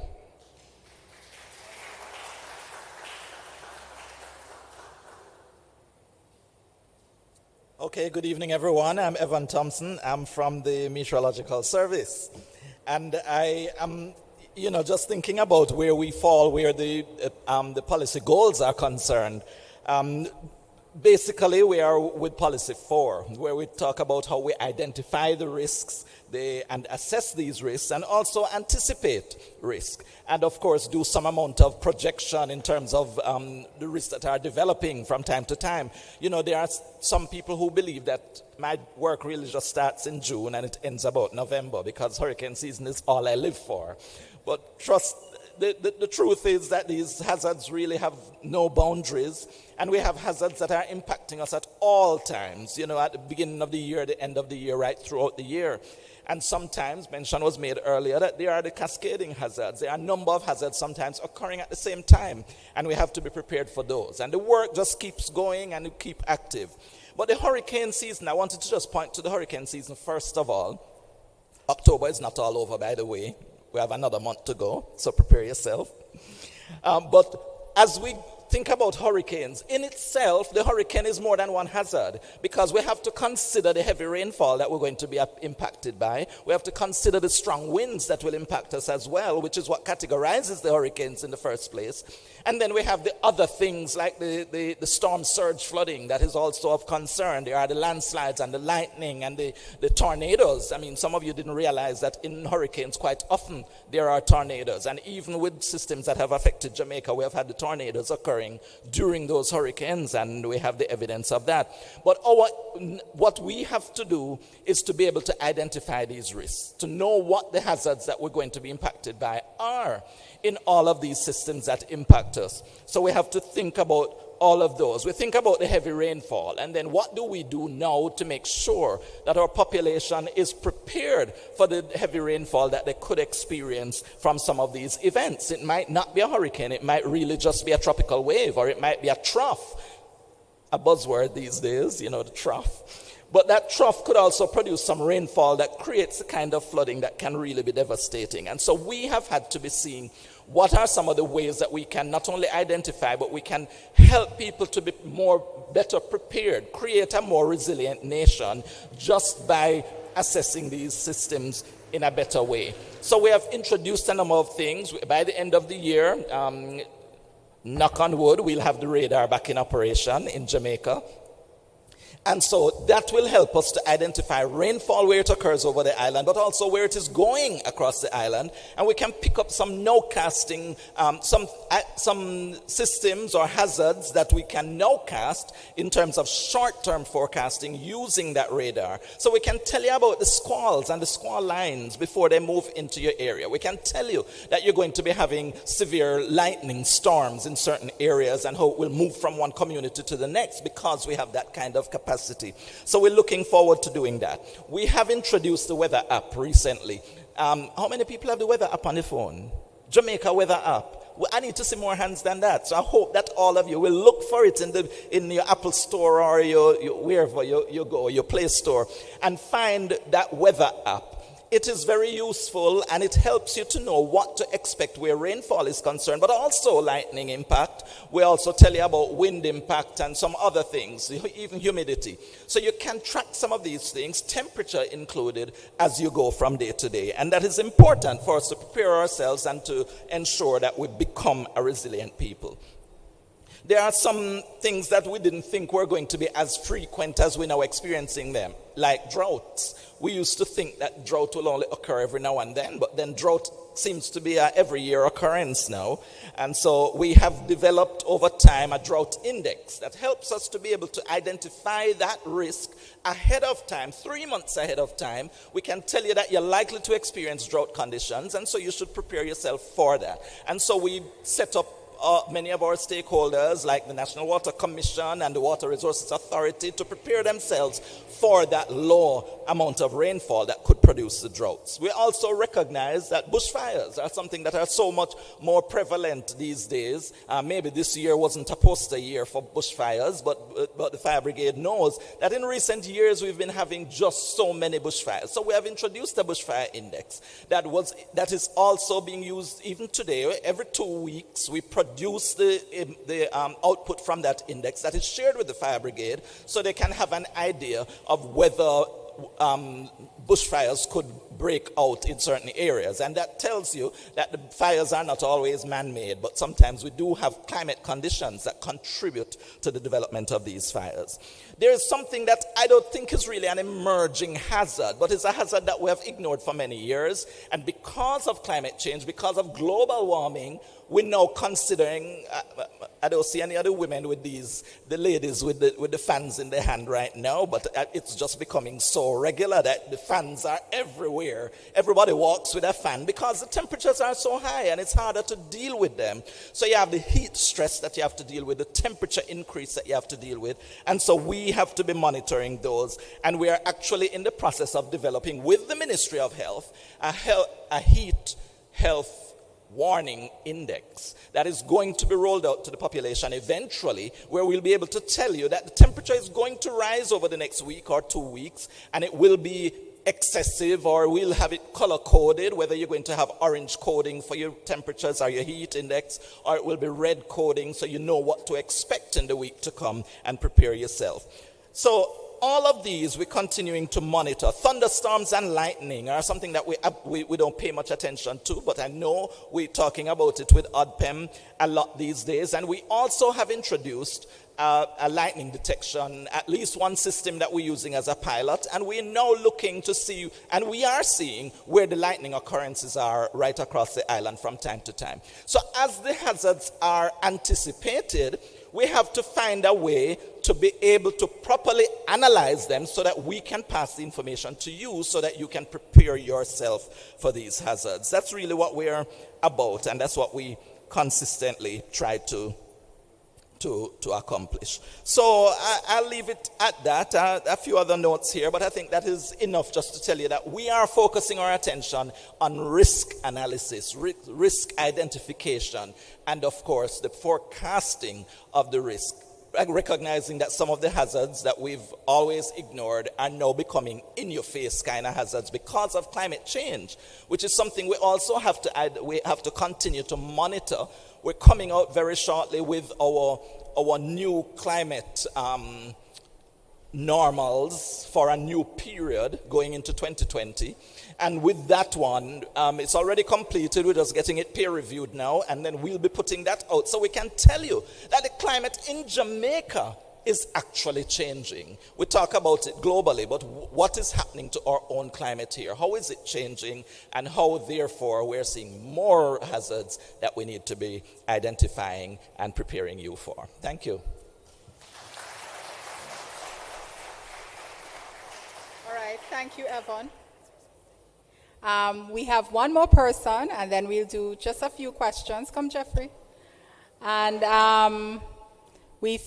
as he's coming up, we thank our persons online who are looking. Several persons are viewing it. I was actually looking at it with Evan right next to me on JIS for a moment. And we have put in the Menti codes online. So if you feel to vote, please go ahead. It will be open until tomorrow.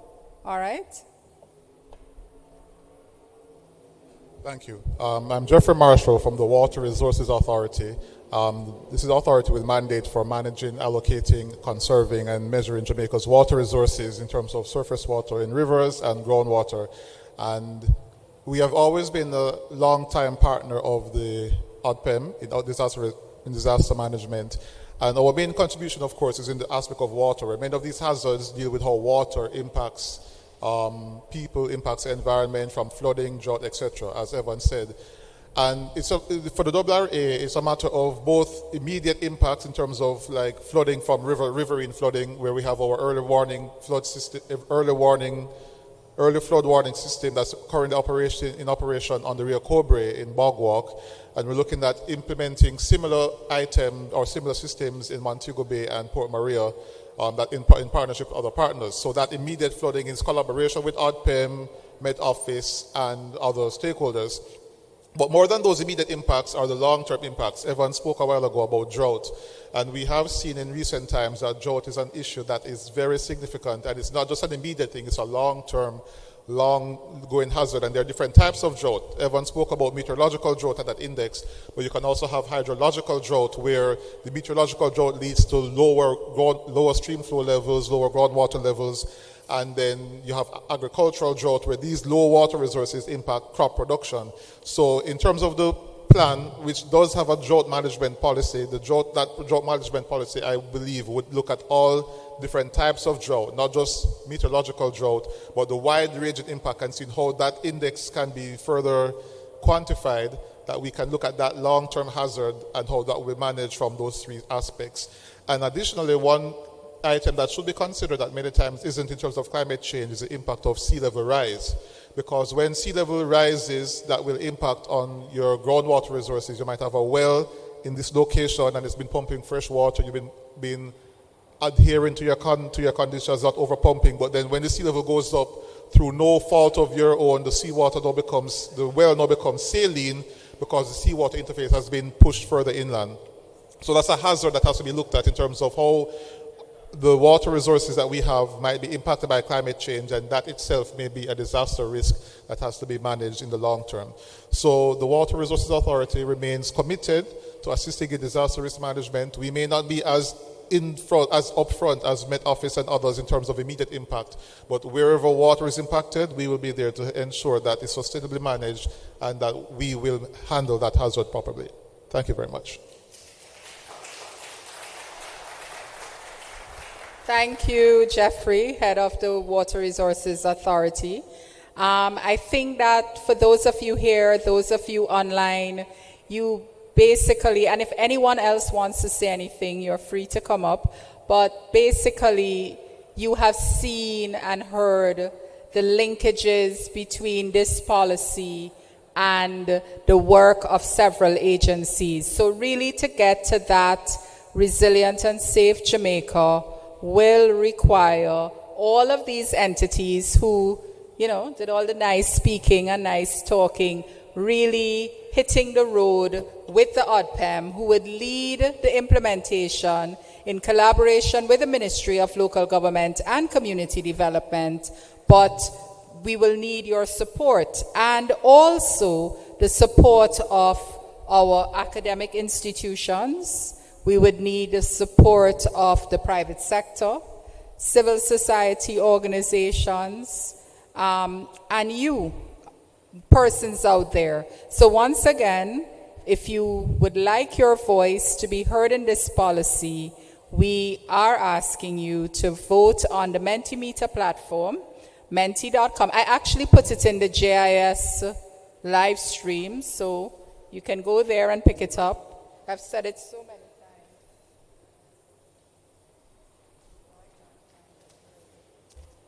So online and here, menti.com, 7248-0702. Unless anyone wants to ask a question. I know there was a question about the auditing in schools, and I will ask, you want to ask a question? Okay, can I ask that a mic go down in the back, please? What's your name again? Mr. Thompson would speak to you after. Go ahead. I'm asking someone to take a mic down to you. But your question about the auditing, Mr. Thompson will have a word with you right after the event. So you can come up here. Thank you. But as Tanya is going down with the mic, we just want to really thank everybody. In the days of technology, sometimes we can engage in these types of consultations in our cars, at home, and so on. So don't look at the empty hall and think, well, nobody was there. I think I saw hundreds of people online, if I'm reading it right. And that's good. So we can say that persons have listened and have provided input. And we will see input on the Mentimeter platform as well. Go ahead. Introduce yourself.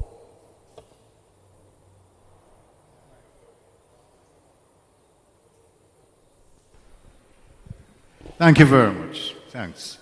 I believe one very notable stakeholder that was absent tonight is JPS. And when you have a disaster, we saw what happened in St. Elizabeth, Manchester, Westmoreland.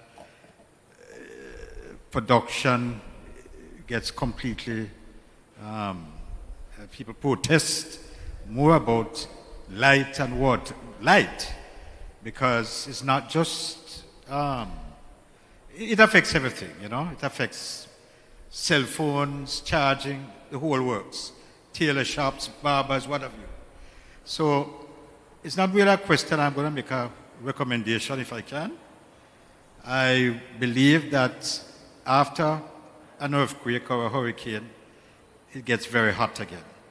So what ODPEM could possibly do, and I'm not a technical person, I'm just thinking, some kind of solar solution, right? I know it's not just pick up a solar panel and put you out there, but if ODPEM could have some kind of a storehouse of maybe some portable solar solutions, I think it would probably solve some of the frustration. That's all. And just to also add, the gentleman from Ministry of Finance who spoke about the cat bond, I would like to know why have a cat bond if it's going to end up increasing the national debt. He said that. No, I don't. That's what I heard. No, the cat bond will not increase the national debt per se. It wouldn't. It wouldn't. So no. I heard that, wrong. because those are proactive disaster risk financing instruments compared to what we refer to, like before we had these instruments like insurance or cat bonds and so on. What the government would have to do in many cases is get what we refer to as debt relief. And many people assumed that debt relief, just the word relief, it kind of sounds like a grant, but it actually was a loan, a faster dispersing loan from your multilaterals that could add to your debt stock. So it would not add to your debt stock per se.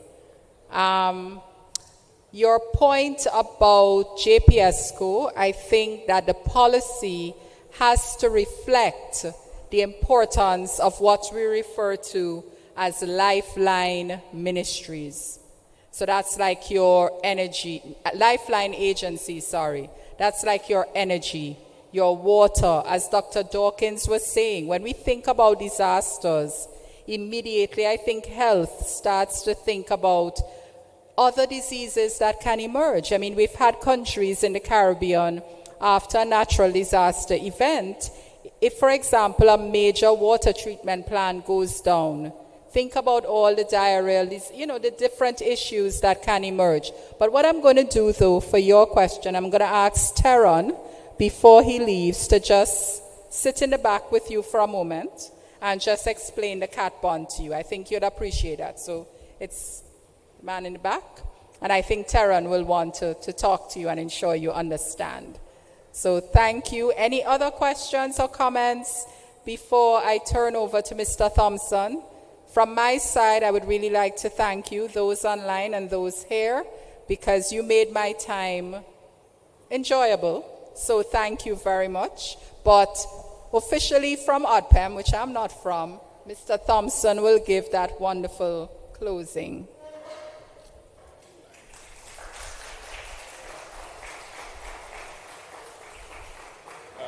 Two lines in closing. All right, good evening again, everyone. I think it has been a long night, but a rewarding night. I heard that we currently have in excess of 500 persons online, and I think that's very good in terms of getting the information out there to persons and getting persons participating in the process.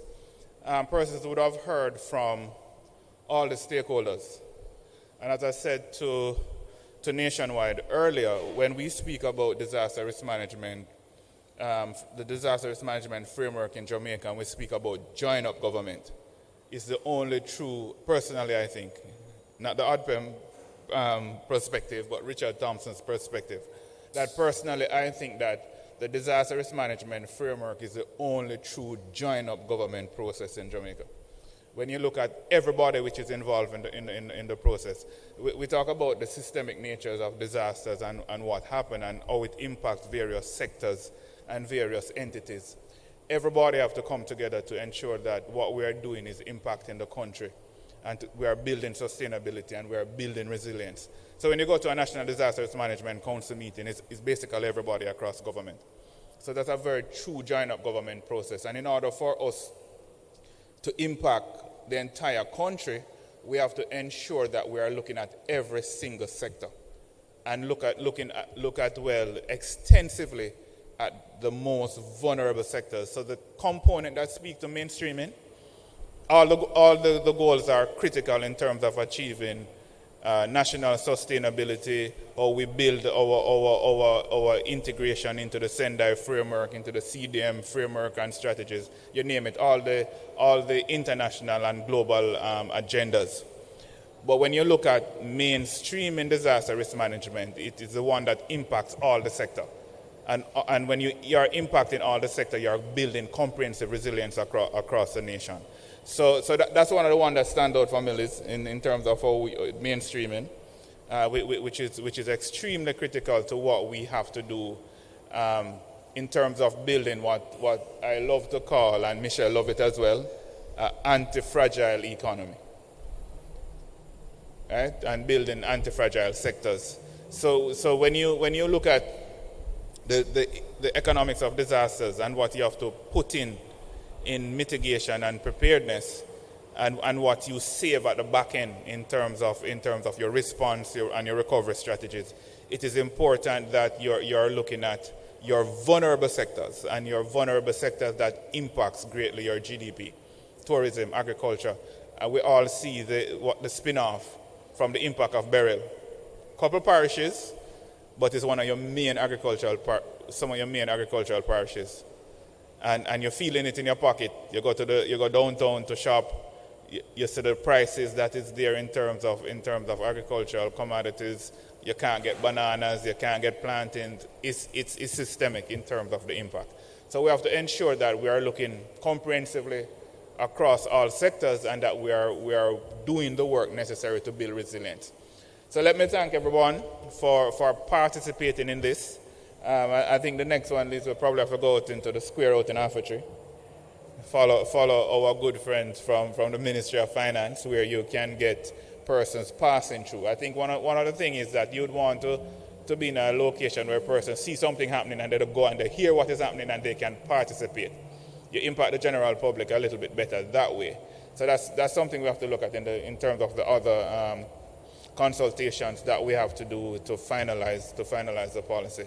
But let me thank everyone, representative from the ministry, and everyone and the work that has been done by the ODPEM team in terms of leading the process and the overall work from our parent ministry to guide and lead the overall process of building out our comprehensive disaster risk management policy.